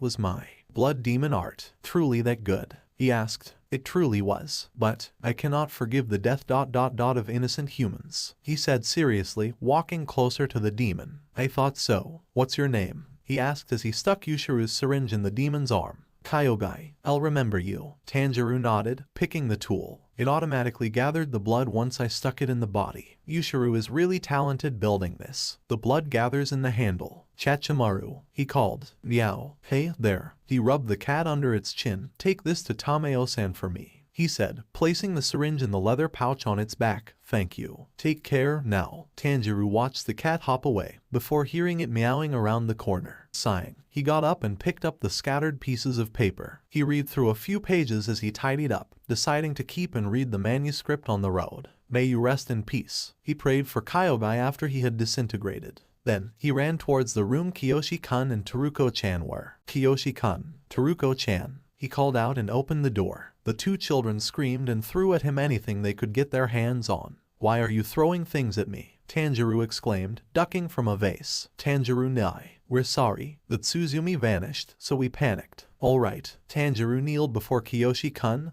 Come on. Let's go outside, he said softly. Okay. The boy climbed on his back. He carried the boy towards the exit, Teruko holding on to his Haori. I smell Zenitsu and Shuichi-kun. They're both outside. Oh. He winced, the accumulated pain from his fight with Suzumaru and Yahaba and Kyogai finally catching up with him. Are you okay? Teruko-chan asked, worried. Suddenly, they heard shouting. Once they stepped outside, they saw Zenitsu running around, while Borman was chasing him, both of them screaming. Fight me. NOOO. What is going on? Tanjiro asked, perplexed. He came out little after we did. Shuichi-kun explained. I said fight me. I don't want TOOO. And he's been asking for a fight ever since, to determine who's the strongest. I see, Tanjiro said, setting Kiyoshi-kun down. He then walked up to the 2. Zenitsu dove behind him in seconds, Borman coming to a stop. Fight me, he demanded. Draw your sword, you coward. Aren't you in the Demon Slayer Corps? Don't you know it's taboo to fight comrades? To draw your sword for anything other than to defend others from demons? Do you get into fights just for fun? Are you that despicable? Tanjiro asked, with quiet anger. So that's how it is. If that is your problem, fine. I'm sorry. Let's fight barehanded. Borman laughed. No, I don't think you understand at all. First of all, Borman dropped his swords. He charged Tanjiro, who avoided a punch. Corps members aren't allowed to fight each other at all. It doesn't matter if it's barehanded. Tanjiro explained, avoiding a kick. Fight back. Borman shouted as Tanjiro continued to evade his attacks. His attacks are unusually low. This is just like. I'm fighting a four-legged beast. Tanjiro thought, I need to immobilize him. So I have to aim low even lower than he is. He decided to knock him off his feet, hoping to gain the upper hand and stop him. But Borman went even lower before spinning his body in a way to kick Tanjiro on the head, slamming it on the ground, by bringing his legs over his own head. The flexibility of his joints. Really, it's inhuman. Borman backflipped away. Ain't I awesome? Ain't I awesome? He asked Tanjiro twice. I can do even that. He laughed, bending backwards to the point he brought his head between his feet, holding on to his ankles. Stop doing that, Tanjiro exclaimed, worried. Weren't you hurt earlier? You'll make it worse for your bones. Your body will deteriorate. Then it'll be worse. He agreed. All that matters is the pleasure of this moment. Nothing can compare to that. Think about the future, Tanjiro said, avoiding another kick. Just calm down. Borman rushed at him and Tanjiro headbutted him. That sound. Did they split their heads? Zenitsu screamed. Tanjiro stood and looked as the boar head fell off. The girl? Huh? That face? Zenitsu exclaimed, shocked. What? You got a problem with my face? We don't have a problem with your face. Tanjiro replied. I think it's small and fair and it's fine. I'll kill you, bastard. Bring it on, if you have the balls. The Borman shouted. No, I won't attack anymore. I'm too tired. Headbutt me again. No, not doing that. Let's sit down. Are you alright? Listen here, forehead. I am Hashibire Inosuke. Remember it. Nice to meet you. How do you spell your name? Spell? I can't read or write. My name was written on my loincloth, though. Inosuke stopped. The others stared. He stopped. Shuichi-kun said. Then his eyes rolled back and he fell back. He collapsed. Zenitsu screamed, still hiding behind Teruko-chan. Is he dead? Is he dead? No, he isn't dead. But he probably just has a concussion. Because I gave him a pretty strong headbutt, Tanjiro said, kneeling beside the other team. He removed his Haori and put it under his head. Zenitsu, give me your Haori. Please. He smiled. Zenitsu did as he was asked, mostly moving instinctively. Tanjiro covered the boy. Alright, now we can start burying the dead. He sighed. I am not going back inside, Zenitsu said, shaking. I'll go, don't worry. Can you dig up the graves while I carry them out? I can do that. Let's start with this man, he said, pointing to the man that had been flung out earlier. They had almost finished with the man's burial when Inosuke woke up screaming. He's awake, Zenitsu screamed, scared. Come on, fight me, Inosuke screamed, chasing Zenitsu. You just woke up and you want to fight. What's wrong with you? I can't deal with this. Zenitsu hid behind Teruko-chan again, as Inosuke stopped to stare at what Tanjiro and the three children did, as the other slayer had stopped, holding a rock, about to lay down on the ground to mark the grave. What are you guys doing? Burying the victims of the house, of course, Tanjiro said, matter-of-factly. Inosuke, why don't you come and help us, too? There are a few people inside the house still. It's pointless to bury the corpse of an organism. Who would think to do that? I'm not helping you. Why don't you fight me instead? Tanjiro gave Inosuke a soft, kind, understanding, sad look. Oh, I see. Your wounds still hurt ... so you can't help. Huh? That's okay. Each person has a different pain threshold. Carrying dead people out of the mansion, digging a hole ... and burying them is really hard ... but Zenitsu and these children are strong and very capable, and will work hard, so don't worry, he said, trying to hold back his laughter at the sense coming from everyone. You just take a well-earned rest, Inosuke. Don't underestimate me. I can bury 100 people more. 200. I'm a better grave digger than anyone else, Inosuke screamed, before running inside the mansion and started bringing dead bodies out. Tanjiro, with an accomplished smile on his lips and a soft chuckle, started preparing the next grave.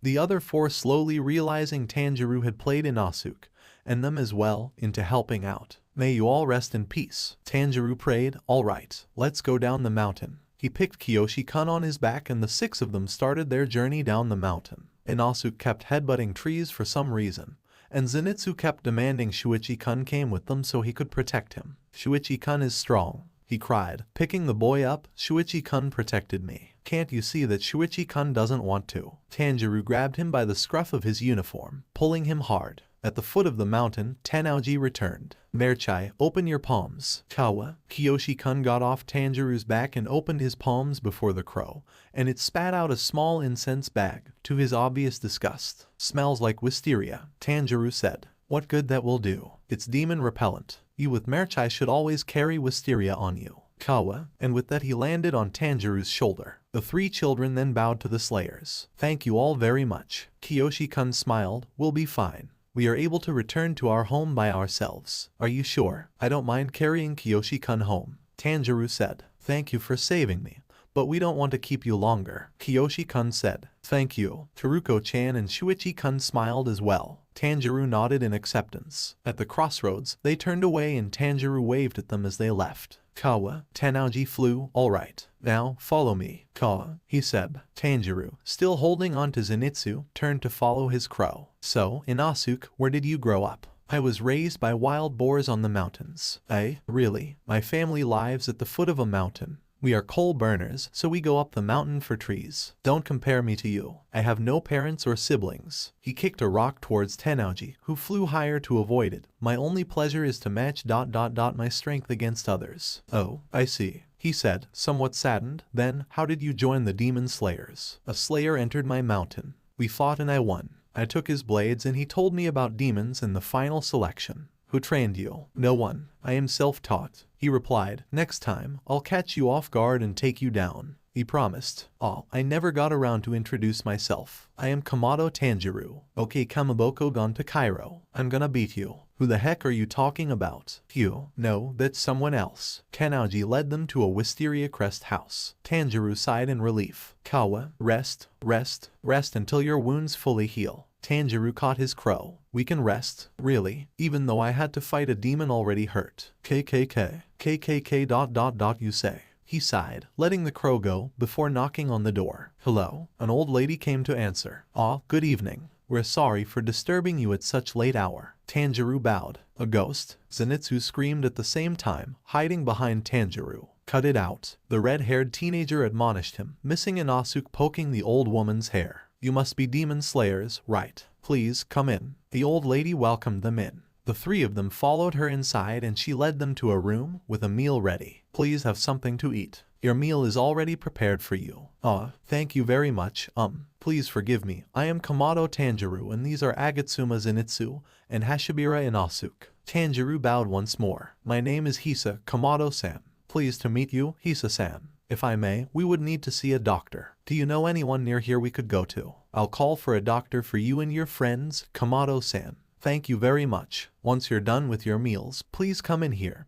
Hisa-san opened the door to the opposite room to rest. Your bed is already prepared for you. There were already 3 futons ready for them. Thank you very much. Once Hisa-san left, Zenitsu turned to Tanjiro. Tanjiro, that old lady is a ghost. He cried, a monster. She's unnaturally fast. He screamed, old monster lady. Tanjiro whacked him over the head. They wore the sleepwear that was given to them and they sat down to eat. Inosuke at some point started taking food from Tanjiro's plate. If you're still that hungry, Inosuke, you can take my share, too. Here, he smiled kindly at his friend, which for some reason seemed to aggravate him. Not too long after, the doctor came to see them. They were laying in their futons, staring at the ceiling. We all have broken ribs, Tanjiro said, from the middle futon. My bump really hurts, Inosuke said. Sorry, Tanjiro apologized. Hey, apologize for trying to kill me earlier, Zenitsu demanded. No, hurry up and apologize. Never, Inosuke, you should. It's the right thing to do. I am not going to. After a while, once Inosuke had fallen asleep, Zenitsu turned to Tanjiro. You should apologize, too. You left Shuichi-kun behind. He sulked. He was strong. He protected me. Zenitsu, I have a sharp sense of smell, so I can tell things about others. And I knew from the start that you are a kind and strong person. No, I am not strong. He deadpanned, do no joke about that. Tanjiro sighed. Sorry, Shuichi-kun isn't a swordsman, so he couldn't come with you. But I did promise to take care of you in the first place. So, I'll do better next time, is that alright? Zenitsu paused for a moment. Alright, he nodded. In the days that follow, Tanjiro trains as he heals and gets headbutted by Inosuke every other moment. I said I won't fight you, Inosuke,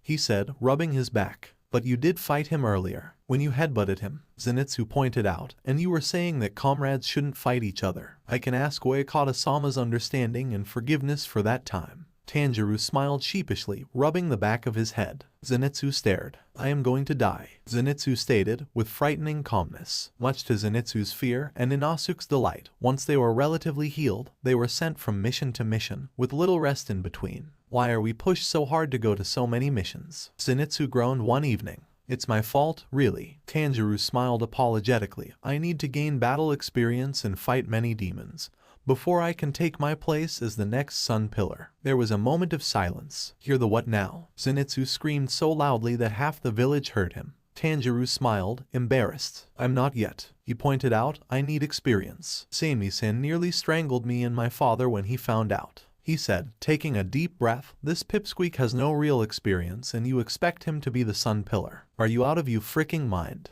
Huh, Tanjiro. He imitated Sami-san's voice. That's why I had to train with the pillars and now fight a lot of demons. That's why you vanished from training with Gramps one day. Zenitsu remembered, we are traveling with a future pillar. Why did you take me with you, Tanjiro? I am going to die. I don't want to die. I am too young. He wailed, trembling. Weak. Inosuke scoffed. Of course I am weak. I know my limits. You're not insulting me by telling me what I've been saying all along. Tanjiro chuckled as he led them to their next mission. They had been back to Hisa-san's home when the urgent summons to Natagumo Mountain came, telling the three of them to hurry there as soon as possible. They got up, got dressed and exited the house, Hisa-san seeing them off. We'll be going now. Thank you for your care, Tanjiro said, him and Zenitsu bowing in thanks. I shall light some sparks for you, for good luck, Hisa-san said. Thank you very much. Tanjiro smiled. What are you doing, you old hack? Inosuke tried to hit her. Zenitsu came to stand before her as Tanjiro wrapped his arms around his friend and pulled him back. Are you stupid? Zenitsu exploded. It's a ritual. It's purification to ward off evil spirits since we are about to embark on a dangerous mission. Nothing seemed to surprise Hisa-san, despite their little scene. No matter what may come, please live your lives with pride and your heads held high. I wish you good luck on your coming battles, she said, bowing them goodbye. They bowed once more and then took off. Pride, heads held high, luck on our coming battles. What's all that mean? Inosuke asked. Actually, now that I think about it, it seems like a pretty difficult thing to achieve. Living with our heads held high. Well, how I understand it, is acting in an appropriate way, following the correct course of action at all times, by truly understanding our current standing, without any fear of shame or embarrassment. I think it is Hisa-san's way of praying for our safety. Tanjiro explained. What's a standing? What do you mean by without any shame? Why would it be embarrassing? Inosuke asked for explanations. Well, that's what exactly is behaving appropriately. What is a correct course of action specifically? Why is the old hag praying for our safety? For the old hag to pray for us when she has nothing to do with anything. She is the one who doesn't understand her own position. Inosuke kept asking, not waiting for Tanjiro to answer. Tanjiro did the only thing he could given the circumstances. He sped up. He's accelerating. Once they reached the mountain, Zenitsu froze up. Wait, can you please wait a moment? The blonde slayer screamed, I'm scared. He sat down, hugging his knees. Now that we've reached our destination, it feels so much scarier. Why are you sitting down? Inosuke demanded. You're disgusting. You really piss me off. You're the last person I want to hear it from. Pighead. Zenitsu replied, I'm not disgusting. I am average. And normal ... and you're abnormal. He said, pointing to both Tanjiro and Inosuke. Tanjiro turned suddenly towards the mountain as he caught a scent. The others looked on, too. A slayer was crawling down the mountain path. Help me. In a heartbeat, Tanjiro and Inosuke ran towards him. Wait, Zenitsu shouted, surprised. He's wearing the core uniform. He's a demon slayer. Something happened to him. Tanjiro called at him. Are you all right? What happened? He asked as he got near the male slayer. Before he could reply, before Tanjiro could help him up, the young man was pulled back into the mountain. I was still connected, he shouted as he flew. Save me. The three of them stood frozen for a moment. I'm going in there, Tanjiro said seriously. To save him. Me first. I shall be the vanguard. Inosuke stepped forward. You can just tremble and follow behind me. I'm hungry. Inosuke. What? He just means he's waiting for a chance to go all out. Zenitsu trembled. Zenitsu. I can't. I'm scared. Didn't you see what happened to that slayer? Tanjiro gave him his hand and a warm smile. It'll be less scary if we're all together, he said, unless you want to stay out here alone. Zenitsu paled and shot to his feet. I quote him coming, he screamed in fear. They were walking in silence, Inosuke in the lead cutting spider webs. HMPH. This place is full of spider webs, and they're in my way. So annoying. Yeah, Tanjiro agreed. Inosuke. What is it? Thank you. I'm glad you said you'd come along. It gave me the confidence to enter the mountain. This twisted, ominous and unnatural scent that comes from here freaked me out and made my body go into slight shock. But you coming calmed me down. So, thank you. He smiled. Inosuke stared in shocked silence. Inosuke, I don't think anyone has ever thanked him before. Zenitsu supplied. Guys, Tanjiro called softly, getting his friend's attention. He had noticed a slayer hiding in the bushes and the three of them walked up to him. Tanjiro tapped him on the shoulder and the young man turned around startled, ready to strike him. We're here to help, Tanjiro said. I'm Kamado Tanjiro and these are Hashibira Inosuke and Agatsuma Zenitsu, level Mizunoto. Mizunoto. The slayer exclaimed in despair, not a pillar. Why didn't they send a pillar? It doesn't matter how many Mizunoto come. It won't make any difference. It's pointless. Inosuke punched him in the face. Inosuke, Tanjiro exclaimed, grabbing his friend's leg, as Inosuke grabbed the other slayer by his hair. So annoying. Shut up. Hurry up and explain the situation, weakling. If you want to talk about pointless things, let's start with your very pointless existence. After we got our orders from the crows, 10 core members came here. However, not long after we entered into the woods and up the mountain the other hunters they started to kill each other. Zenitsu was white as a sheet, one step away from passing out. Suddenly the bushes rustled to their side. The slayer exclaimed, as one slayer appeared, closely followed by others. They attacked Tanjiro and his friends, avoiding their attacks by dodging, backflipping or grabbing them to immobilize them. Those idiots don't know it's forbidden to kill fellow members. Inosuke wondered. No, their movements are very strange. Someone or something is probably controlling them. Tanjiro explained. Good, then I'll cut him up. No, some of them might still be alive. And we mustn't defile the corpses of our comrades. Stop bossing me around and denying my fun. Inosuke headbutted Tanjiro. Suddenly 2 controlled slayers closed in on the one from earlier, and Tanjiro flipped one of them over his own shoulder, while Inosuke pushed the other down with a headlock. Behind him, a sweet, unsettling scent. Tanjiro thought. He cut behind the slayer and the body fell to the ground. They're controlled by threads. Cut the threads, he ordered. The other 3 nodded and focused on releasing their fellow slayers' bodies. I figured that out before you, Inosuke called as he cut the threads from 3 slayers. Where's the demon that's controlling them? What's their position? Tanjiro looked around him, trying to sniff out the one responsible.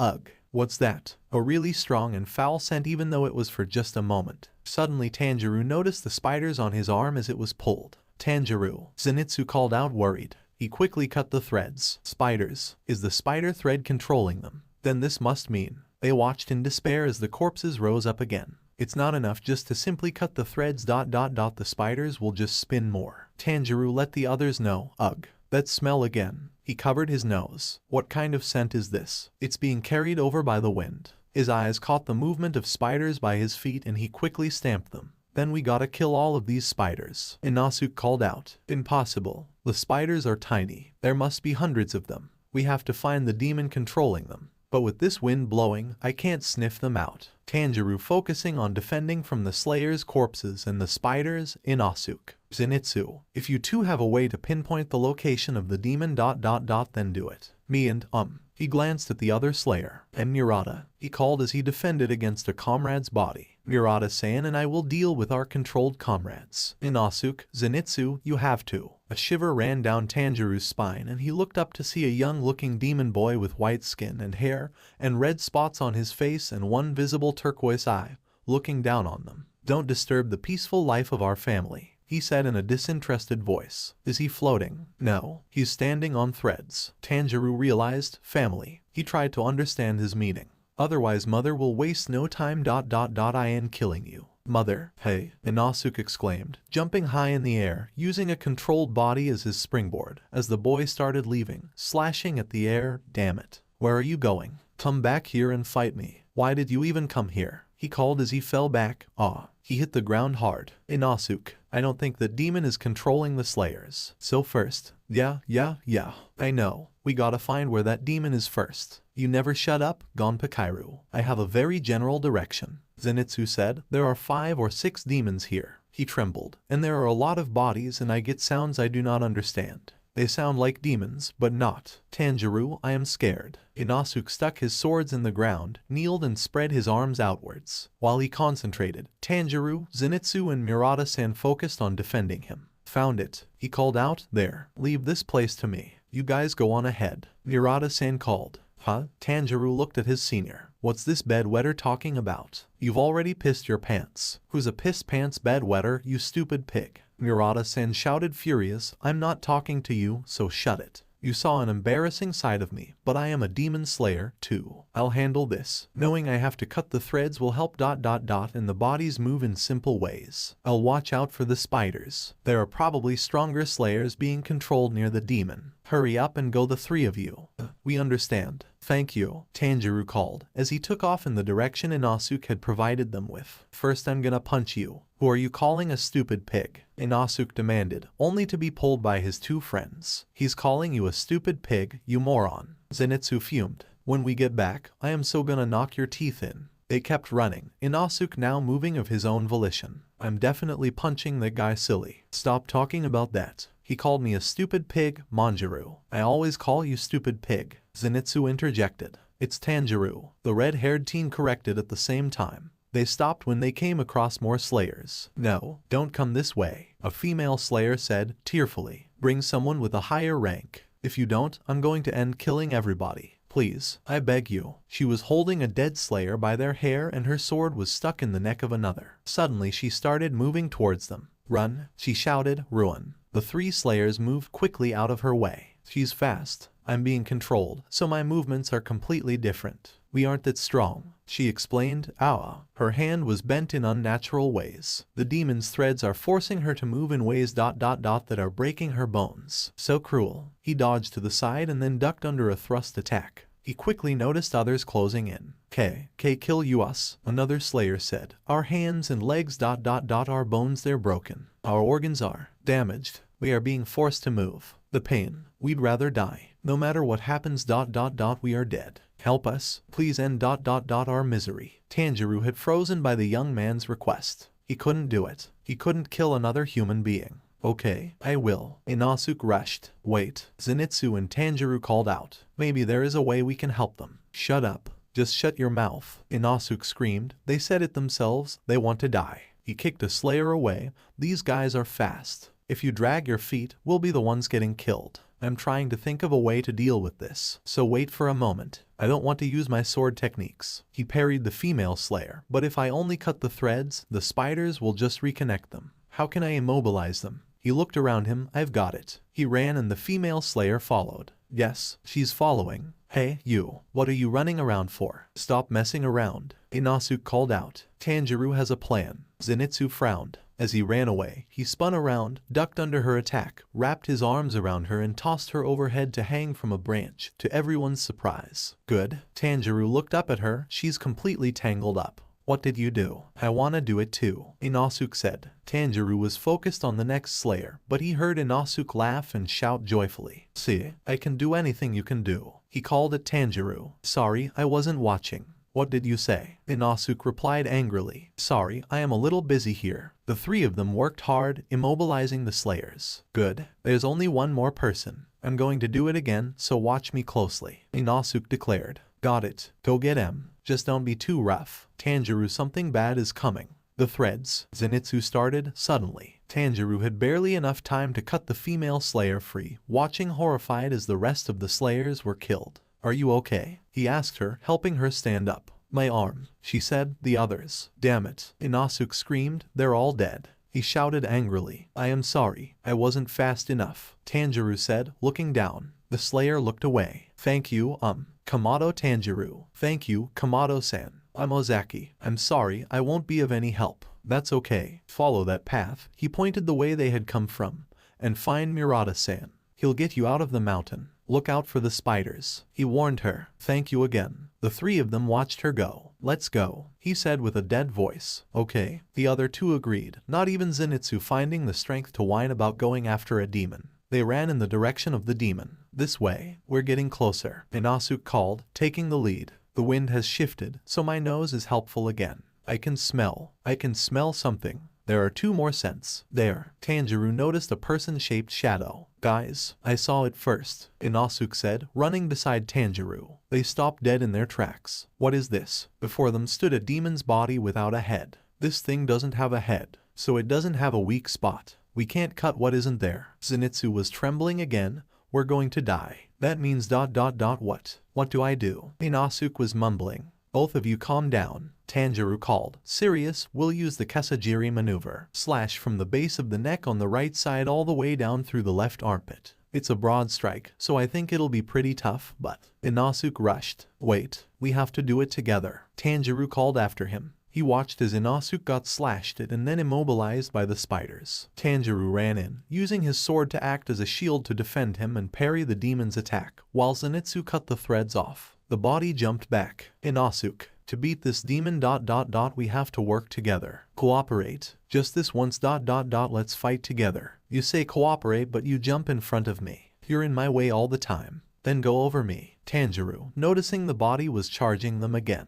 Inosuke used Tanjiro's back to jump in the air as Tanjiro leaned forward, using his free hand to balance himself as Zenitsu cut off the demon's hands. Jump, Inosuke. Jump, Tanjiro called, moving to balance on his head. Total concentration. Sun breathing, 9th form, the setting sun. He cut off the demon's legs. Go now, he called out, turning to watch Inosuke cut the demon body. Wow, a beautiful cut, he thought in relief as the body disintegrated. Inosuke landed behind the demon and ran at Tanjiro full speed. Tanjiro watched him close in, surprised. Zenitsu yelped. I can do anything you can do, you bastard, he shouted as he wrapped his arms around Tanjiro and tossed him in the air towards the demon who controlled the spider threads. From up above, Tanjiro saw the female demon sitting atop a rock. The female demon looked up at him as he fell. Sun breathing, 1st form, he started, but he watched in surprise as she raised her hands in the air, in surrender, accepting and welcoming her death. She had such a relieved scent by the prospect. Water breathing, 5th form, bless rain after the drought. At the last moment he changed styles and delivered the kindest and gentlest of the techniques he knew. There is little to no pain from this merciful sword strike to those who surrender their necks. Tanjiro landed behind her and quickly turned and caught her head as it fell, holding it close. Please, find peace, he said softly. Thank you, and ... be careful. There's a member of the 12 demon moons here, she said, her last words before she disappeared. A 12 demon moon. There is one here in the mountains. They have a high concentration of Kibutsuji's blood. If I can get some of their blood, I can further help Tameo-san with her drug. Oh right, Inosuke and Zenitsu. He suddenly remembered and took off, running towards the direction he was flung from. Only Inosuke was there. Did you defeat her? Yes, I did. Are you okay, Inosuke? Don't coddle me, okay? Got it. I can do anything you can do. Pretty soon my head will be way harder than yours and also. Tanjiro zoned him out. What terrible wounds. So severe. And I couldn't help any more of my companions, other than Ozaki-san. And she smelt of ... such fear and deep suffering ... that she longed for her death. What is happening on this mountain? Why exactly has it turned into what it is right now? He wondered, as he subconsciously started wrapping his friend's wounds. Stop it, I don't need it. Inosuke's protests falling on deaf ears. With one of the 12 demon moons lying in wait here. Does a clan of demons live here? However, I thought demons didn't group up. Zenitsu, he asked, once he finished, told him to find a demon to kill. Inosuke replied, and he went. Tanjiro blinked, surprised. No, I threw him towards it, he said proudly. Tanjiro looked up at the sky, worried. They started walking further into the woods until the two of them reached a river. Suddenly a loud sound echoed in the night. That sound right now. Did lightning just strike? How should I know? I don't think I smell thunderclouds, but that awful scent ... is so strong that I can't tell, he said thoughtfully. Inosuke. Hala, I think I'm gonna go look over there, he told his friend. Do whatever you want, Inosuke replied, angrily. Inosuke, I think you should go down the mountain. Why should I? Buzz off, because you're severely injured. My basic medical skills are enough to stop the bleeding for when an actual doctor checks them. And not hurt at all. I'm fine, the other boy stated, despite the blood-soaked bandages on his arms proving him wrong. Huh? Tanjiro blinked, not believing his friend's stubbornness. Suddenly a demon girl appeared from across of them, on the other side of the river. She seemed shocked to find them there, as were they. Bruh, I'm gonna slice you up. Hold it, demon. Inosuke started chasing her. Inosuke. Tanjiro tried to stop him. The demon girl turned to run, looking back at them. Father, she called out. A huge male figure landed before them in the middle of the river. From above, it screamed. It had the body of a man and the head of a spider, bringing equal levels of shock, fear, and disgust to Tanjiro and Inosuke, if his scent was anything to go by. Stay away from my family. He screamed, punching the riverbed before him, the two slayers jumping back to avoid getting hit. Sun breathing, second form, azure heaven. He swung his sword down on the spider father, only for him to raise his right hand. The sword didn't cut the arm off. My sword isn't cutting through. The spider father swung his left arm towards Tanjiro, who was open for a hit, only for Inosuke to intercept the attack with his swords getting stuck on the demon's arm. He's tough. They used the demon's thighs as leverage to remove their swords and jump away, as the demon moved again. Tanjiro landed on his feet in the river and father charged him. I can't cut him, even while using my forms. What to do? What to do? He wondered as he avoided the demon. Don't get near my family, he shouted again, raising his fist to strike. Grah.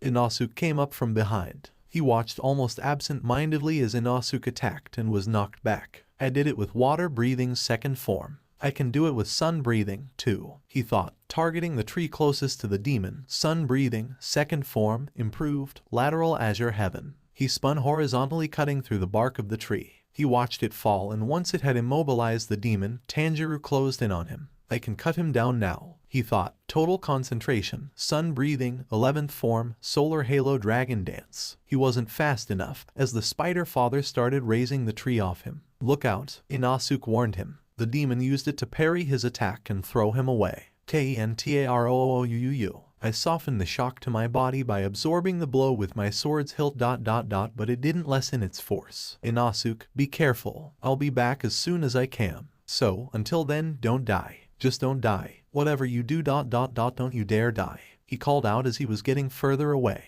He soon started falling back to the forest, gravity claiming him once more. Sun breathing, second form, azure heaven. He used a form to help his landing. All right. I managed to land safely. A scream, a couple meters away from him, caught his attention and he turned to find the boy and girl from earlier. The girl was on the ground holding her face and the boy had its hands raised and open with spider web connecting his fingers. Blood was dripping from them. What are you looking at? The boy asked, indifferent. This isn't a stage show. Tanjiro stared. Her scent was telling him she was terrified. And that angered Tanjiro. What are you doing? He demanded. Aren't you allies? Allies? Our connection is nothing as superficial as that. We are a family. We are tied by strong bonds. The boy said. Besides, this is between me and my big sister. If you interrupt me, I'll carve you up. Whether you're family or allies, those bonds are always precious and strong. Not being related to someone by blood doesn't make a connection superficial. Moreover, I can always smell the scent of trust between people with such strong ties. But between you guys, I only smell fear, hatred, and loathing.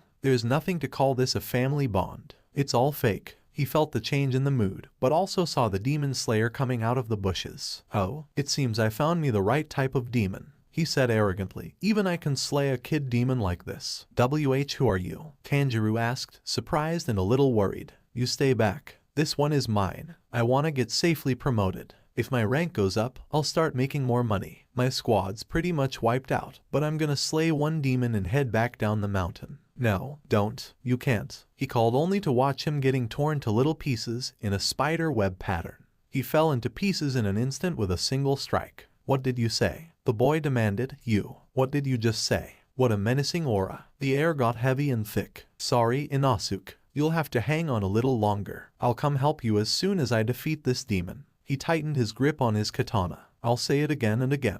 He replied determined. Your so-called family bonds are fake. Rui, the girl demon said fearfully. Shut up. If you want me to forgive all your shortcomings and failures, go kill those that are still wandering around the mountain. I understand. I'll go and do it, Rui, she said softly and left. I don't plan to kill you all at once. First, I'll shred your skin, then I'll chop you up. But if you take back what you said, I'll kill you in a single strike. I won't take it back. I meant every word. And I am absolutely right. The one who is wrong. Is you. The boy launched his threads at him and Tanjiro dodged them. I can smell them. The other scent has faded so I can focus on the threads. Sun breathing, first form, waltz. He brought his katana down on the threads, opening a path. A stray thread cut his cheek. Tanjiro ignored it and tried to push forward, cutting and deflecting Rui's threads, keeping them at a sort of a stalemate. These threads move around as if they were alive, and he makes new ones in the blink of an eye. He's clearly holding back, but I need to get closer. He manages to dodge the next wave of threads aimed at him. I'm feeling merciful and I'll extend my offer of a quick death, again, if you take what you said back. Rui said. Tanjiro stood his ground. I cannot, in good conscience, take back what I know is true. Binding others to you by fear won't give you the family bonds you desire, he replied, and to protect both humans and demons from your false way of thinking, I will cut your head. Ah, I see. You are stubborn and you got spirit. Come get me if you can. You think you have what it takes to defeat me. One of the 12 demon moons. Rui smirked, pulling the hair back from over his left eye. Lower 5 it said, and Tanjiro knew. Say, did you think that was the strongest thread I could create? Rui asked, as his hands and threads turned red. I've had enough of you. Farewell. This smells completely different from the other threads. They are stronger. I definitely can't lose this. If I lose, I'll die. I can do this. He nodded to himself, sun breathing, 11th form, solar halo dragon dance. He brought his katana down, hoping this would be enough, but it breaks. Tanjiro's eyes grew wide in shock. My katana broke. I can't believe it. The webs this kid wields are even stronger than the body of that demon I couldn't cut. Forgive me Hagenzuka-sen. My sword broke due to my inexperience. He mourned. No, now's not the time for that. Think.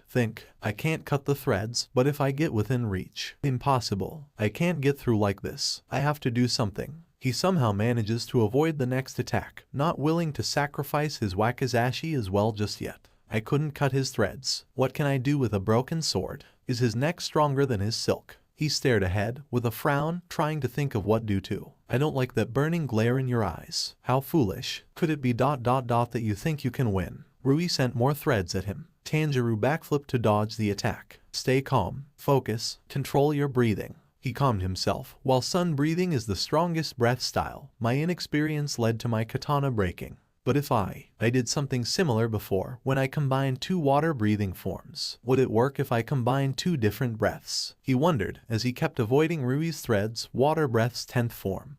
Constant flux is a continuous attack, where I rotate my body around, making a series of strikes. With each blow stronger than the previous one. Each time I spin. The slash gets stronger. It also builds momentum to carry over to the next technique. Can I use it like that? He thought. One way to find out. Sun breathing, combined 11th form, solar halo dragon dance, flux. Tanjiro moved, winding like a dragon. Each strike stronger than the previous one. With each spin, the slash getting stronger, cutting through the red threads easily, clearing up the way to Rui's shock. I cut it. If I keep going, I can win. Rui sent another flurry of threads at him. Sun breathing, combined 6th form, bone burning sun, shadow. He cut through the red threads and got up close to Rui, pulling out his wakizashi to defend himself from the threads. I can't pull back, not even for a moment. I am going to pay for those combinations later. In a moment, I won't be able to move. He caught the scent of the opening thread. I saw it, the opening thread. I couldn't see it up until now. I have to time this right. My right arm will reach his neck and I'll use my wakizashi to protect myself from being torn apart. Tanjiro's broken katana reached the neck, his wakizashi cutting the threads, and with the last bit of strength he had left,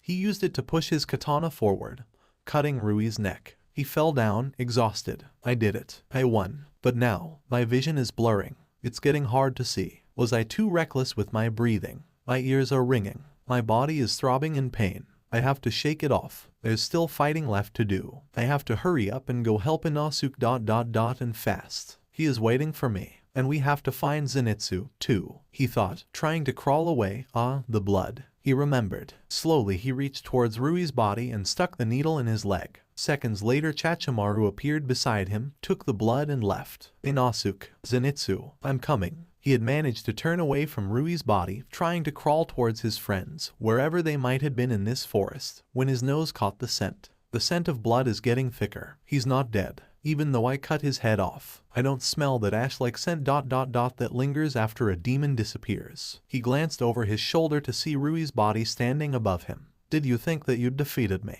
he asked, as he raised his head with his webs. Too bad, you sad fool. Were you happy in that pitiful fantasy? I used my own threads to cut my head off before you could do it, he said, and now I am going to kill you. I haven't been this angry in a really long time. Stand up. Hurry, catch your breath ... and get on your feet, Tanjiro. Now, Tanjiro gritted his teeth. What an unpleasant feeling. I've been this angry once before, but it was so long ago I barely remember it. I'm so irritated. I could cut you to pieces without any regrets. If I breathe correctly ... it won't matter how exhausted I am. Breathe, breathe. He willed himself. Hurry. A cage made by Rui's red threads caught him, closing in on him. I can't panic. It'll throw off my breathing. Stay calm, he thought, watching the threads get closer. I can't raise my arm. Then, suddenly, the threads were cut. Somebody's here. Who is it? Zenitsu, he wondered, trying to focus. You did well to hold on until I got here. A calm voice said, leave the rest to me. Tomioka-san. He realized he was suddenly too tired and barely understood what happened. Only that at one moment Rui attacked for his threads to be cut, and the next,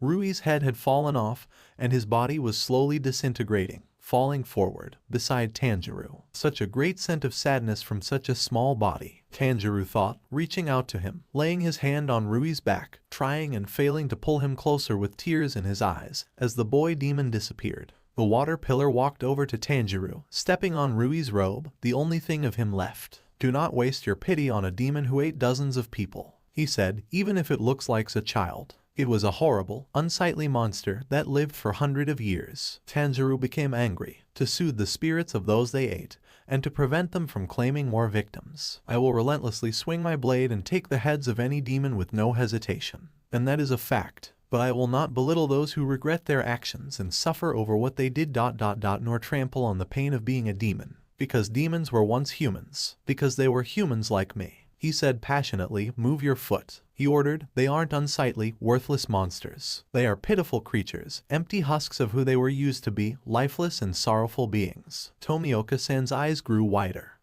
He started. Just then, Tanjiro's nose twitched. That scent, he thought. Are you done here, Tomioka-san? A chipper, female voice asked, only for her approach to falter once she saw Tanjiro. Tanjiro-kun. What's going on here? Good evening, Shinobu-san, he said, tiredly. We're having an ethical disagreement on whether I should or not feel sorry for demons. He gave her a weak smile. He saw her look at his hand and Tomioka-san's feet before looking at them with that same smile. Your exceptional lack of people skills is one of the reasons why people don't like you, Tomioka-san. A stunned silence followed. People ... don't dislike me. Tomioka-san replied in a monotone voice. Oh dear ... you hadn't realized people didn't like you. I am sorry. Maybe I shouldn't have blurted the truth out like that, Shinobu said in a mock apologetic tone. Suddenly, Tanjiro coughed, one hand fisting on the robe, the other going to his chest. Tanjiro, he heard a voice from far away as everything turned black. There was something soft below him. He felt warm and safe and relaxed, and in throbbing pain. He could hear birds chirping outside. Wait, outside. Tanjiro blinked, his eyes open, slowly. A ceiling, a bed, the scent of medicines and wisteria in the air, so familiar. The butterfly estate, he said quietly. Tanjiro, are you awake? Zenitsu, oh thank God, you are all right. The blonde teen cried in relief. Are you all right? Were you hurt? I got stung by a stinky spider and the poison really hurt. My legs and arms got shrunk and I have to take a really bitter medicine 5 times a day for 3 months. He cried. And that girl is really mean. What about Inosuke? Murata-san and Ozaki-san. Inosuke's over there. Zenitsu pointed to Tanjiro's other side. He's really here. He's so quiet, I didn't notice him. Tanjiro said surprised. Inosuke, I'm so glad you're alive. I'm so sorry I didn't come back to help you, he said in tears. That's all right. Don't worry about it. I'm fine. He spoke with a gruff voice from Tanjiro's left side. I'm glad you're alive, Tanjiro. Tanjiro froze, shocked and confused. His voice. Is that Inosuke? Apparently, his throat got crushed. Zenitsu explained. I don't know the details, but his neck was severely injured and he finished it off by letting out a loud cry at the end. He hurt himself. Tanjiro realized. I think he's depressed, and he's mellowed down a lot, which is quite funny for some reason. Zenitsu chuckled. Why are you laughing in such a disgusting way? Tanjiro asked, stopping his blonde friend's chuckles. What's funny about this? Sorry for being so weak, Inosuke mumbled. His 2 friends' eyes grew wide and they both turned towards him. You were amazing. Zenitsu exclaimed. You were great. Hang in there, Inosuke. You did your best, Tanjiro added, both of them quickly doing their best to raise his spirits. Thank you. Tanjiro looked at his friend a little longer, willing him to feel better soon. Then he turned back to Zenitsu. What about Murata-san and Ozaki-san? As for those two, they were treated and left yesterday. Zenitsu concluded, well, Ozaki-san won't be able to fight for a while, due to her arm, but she decided to rest at her home. He added, how long was I out? 2 days. A new voice said, Zenitsu-san, your medicine. But it's bitter. Then you should have been more careful. Ah, good morning, Aoi-san. Good morning, Tanjiro-san. How are you feeling? Have been better. He smiled. Aoi sighed. Shinobu-sama will be pleased to know you are back with the living. As will your family. Ah, I made them worry, he said sadly. Guiltily, you nearly busted your lungs, Aoi-san said, dropping her serious face and looking at Tanjiro worried. The girls were practically mourning you. I am sorry, he said softly. Aoi-san nodded and left. Moments later, Shinobu walked in. Tanjiro-kun. She smiled. Tanjiro-kun, she said again, leaning a little bit closer. What did you do to get your lungs in that state? I breathed. He smiled back, sheepishly. Sun breathing is hard enough on your body as it is. Your lungs sounded like you were trying to breathe in 3 different ways at almost the same time. So, Tanjiro-kun, what did you do? I experimented in the heat of the moment and combined sun breathing with other breath styles. He mumbled, embarrassed. Shinobu stood up, suddenly. Are you trying to kill yourself like that? She asked, trying to keep her composure. Your lungs barely made it. You can't just combine breaths in the middle of a battle, not expecting repercussions. Tanjiro sat up, with a frown. I know that, but I wasn't strong enough just yet to defeat Rui. I had no other way to build up enough momentum to do serious harm, Shinobu-san. You knew the dangers and yet you still did it. I thought you were smarter than that, Tanjiro-kun. Was I wrong? She wondered. Can you explain to me why you thought doing that was a good idea? I've done something similar once before, combined 2 forms. But it was water breath. I was already tired from the fight and this was near the end, and it was easier to my lungs at the time. And what made you think that doing that again, with 2 different breaths this time, was a good idea? I thought that since it had worked back then, it could work again. But I'm still weak. I need to train more, he said softly, looking at his hands. It was the only thing I thought I could try at the moment. If you are weak, then what does that make me, Tanjiro? She frowned at him, before turning around and marching out of the room.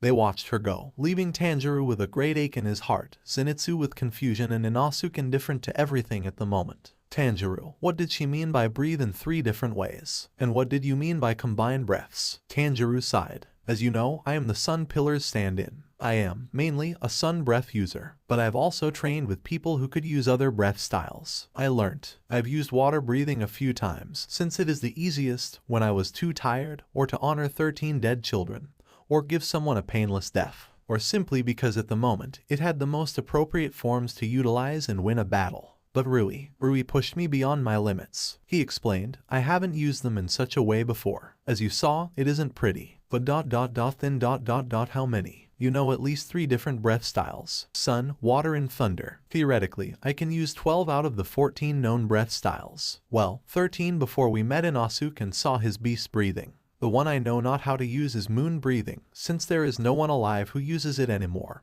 And we only just met Inosuke. Don't expect me to pick up his breath during a fight. But how many attacks? Zenitsu looked shocked. That's 85 forms, but I can't actually use all of them. Some require different weapons than the ones I am able to use or abilities I do not possess, like your hearing or Inosuke's touch. 10. Inosuke spoke up. Beast breathing has 10. I can show you after we heal. It took me years, and even then, I needed to record my progress with each one. Silence fell in the room. Tanjiro Nai. 5 young voices suddenly called out, soon followed by their owners bursting in the room. Hello, everyone. He waved at his siblings. How are you? How are we? Nezuko fumed. How are you? I haven't seen Shinobu-ni-san look like that in ever. I'm pretty sure the only other time she might have looked like that was when Kanini died. And you just lay there, smiling like nothing has happened and ask after our well-being. Nezuko. He looked ashamed. Nezuko. He didn't mean to look nonchalant about his health, their mother said, having come in after her children. How's father? Tameo-san is very surprised he is even still alive. She has taken it upon herself to cure him, or help in any way his current physician.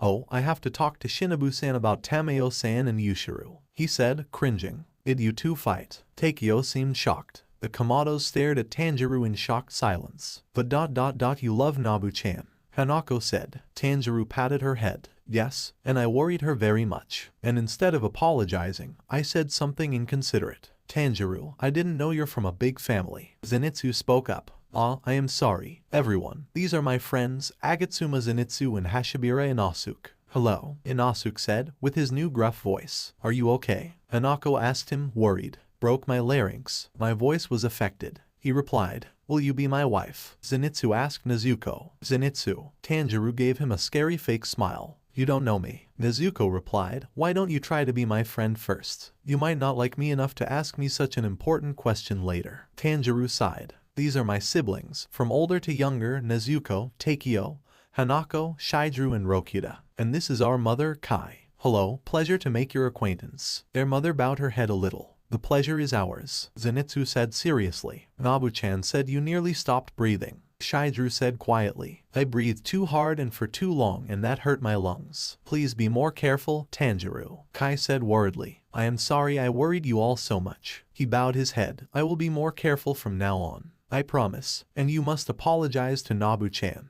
Hanako looked at her big brother seriously. I don't like seeing her sad. Least of all because my big brother was a dummy. Tanjiro smiled softly, patting her head. I will apologize to Shinobu-san. I'll do my best and then some so I never make her sad ever again. Father says that you need to strengthen your lungs further, Takeo said, because he knows you won't be able to not do something reckless again. Can you move? Shidru asked. Tanjiro sat up and with his mother's help, he got to his feet. He took a step, wobbled, took another, more steady. He smiled at his friends and family. I'll be back in a minute, he said, and slowly left the room. Is he going to Nabu-chan? Shidru asked their mother. He better be, he heard Nezuko say, as he slowly made his way down the hall, letting his nose lead him. Tanjiro made his way across the butterfly estate towards Shinobu's study. He knocked. Come in. Tanjiro opened the door. Shinobu-san, he said quietly, watching her stiffen slightly. He bowed. Please forgive me for my earlier behavior. I should have been more considerate of your feelings. Shinobu turned to look at him and sighed. She walked up to him and then hugged him tightly. Please, she whispered. You. Tanjiro's eyes watered, and his arms held onto her just as tightly. He hid his face in her shoulder. I'm sorry, he mumbled. I should have been more careful. They sank to the floor, as Tanjiro couldn't keep himself on his feet any longer and Shinobu didn't have the strength to keep him up. Why are you punishing your body like that? She asked him. Does it have anything to do with that promise you made 4 years ago? How? You stayed behind. I was worried. I didn't mean to hear. Tanjiro looked away, blushing. Yes, it has partly to do with that promise. You are. Shinobu sighed and rested her forehead against his, making him blush harder with a soft smile on her lips. Will you take better care of yourself? Yes, I promise. Once you have recovered, practice on those breath combinations of yours, so your lungs and body can learn to handle the strain. I'll help you as much as I can. But you have more important things to do, Shinobu. You're a pillar. You don't have time to help a slayer who isn't your Tsuguko. He said, not that I don't want to train with you. He added quickly, where would we start first? Sun-water combinations are, I think, the easiest, because there is little strain from water breathing on my lungs. Shinobu was listening with an amused smile. First, maybe we should move from the floor. Tanjiro blinked. I'm sorry. He smiled, sheepishly, letting go of Shinobu and carefully standing up. He gave her his hand to help her up. Shinobu-san. There was something else I wanted to talk to you about. Oh, that sounds serious. She smiled. Shinobu, the insect pillar sighed. She sat down across from him and regarded him seriously. For you to not want to put up with my teasing, this means you have some really grave news. Muzan was in Asakusa. Shinobu stared. Have you told Uekata-sama? Didn't have the time. After meeting him and surviving Yahaba and Suzumaru's attack, I was sent to my next few missions, the last of which led me here. Tanjiro said, there was another issue I wanted to talk to you about, though. Another. I met a doctor in Asakusa. She has been trying to find a way to kill Muzan for a while. Is she a retired demon slayer? Tanjiro drew a deep breath. No, he said, she is a demon. Shinobu was quiet. Tanjiro's nose got a mix of confusing feelings coming from her. Explain. Tameo-san has been trying to stop Muzan for more than 200 years. She explained to me that demons come with a curse. They can't speak Muzan's name. I saw what happens when they do and it was not pretty. Depending on distance, he can get the information a demon has, location, thoughts, what they see. The accuracy varies, but he gets that information. I don't know how she broke free, I didn't ask. She has altered her body so that now she lives off a small amount of human blood given in the form of blood donations. And she has turned a terminally ill boy into a demon, after explaining in full length what that entailed. She made a demon. Only one. I wonder if she had a family before and Yushiro reminded her of her child or something. He said, in thought. And why are you telling me this? You are the best in pharmaceutics and poisons I know of. I thought that if you worked together, you could come up with something to defeat Muzan. Shinobu looked away. That is something Uekata-sama has to decide. She said, finally, do you keep in touch with them? Yes. How? Chachimaru. Tanjiro said simply. Meow. A cat appeared at the door. Shinobu froze and moved slightly away. Tanjiro turned at the cat and petted its head. Sorry, I didn't mean to call you, he said softly. Meow. The cat disappeared. The cat? Yes, I am helping them find a way to kill Muzan by gathering the blood of his 12 moons. And the cat carries the blood to them. Do you know where they stay? Currently, Tanjiro tried to avoid the question. Yes, at my home. He sighed. I see, Shinobu said, nodding her head, before realizing what he said, at your home. Mother said Tameo-san was in awe by how father is actually still alive. I'll have to bring you to the meeting. Shinobu sighed, pinching the bridge of her nose. Only you, Tanjiro-kun. Only you. Tanjiro chuckled. I am sorry. He smiled sheepishly. I'll have to ask Tameo-san if it's okay to reveal I met her, and that she is currently at my house. He said, thoughtfully. Is there a possibility she would be against it? Before Muzan sent those 2 demons after me, I had promised her not to reveal her existence. He explained. I'd rather have her permission to talk about her to Uekata-sama and the rest pillars. Very well. Do you need a crow? Tanjiro smiled, mischievously. Chachimaru. With a meow, the cat appeared next to him, aware that this time he was actually called. Shinobu stared at the young man before her. You should expect a revenge for that later, Tanjiro. She smiled back. Tanjiro laughed. Thank you for watching. Make sure to subscribe and hit the notification bell so you never miss a video. And comment down your opinion on this video. Thanks for stopping by and I'll see you in the next one.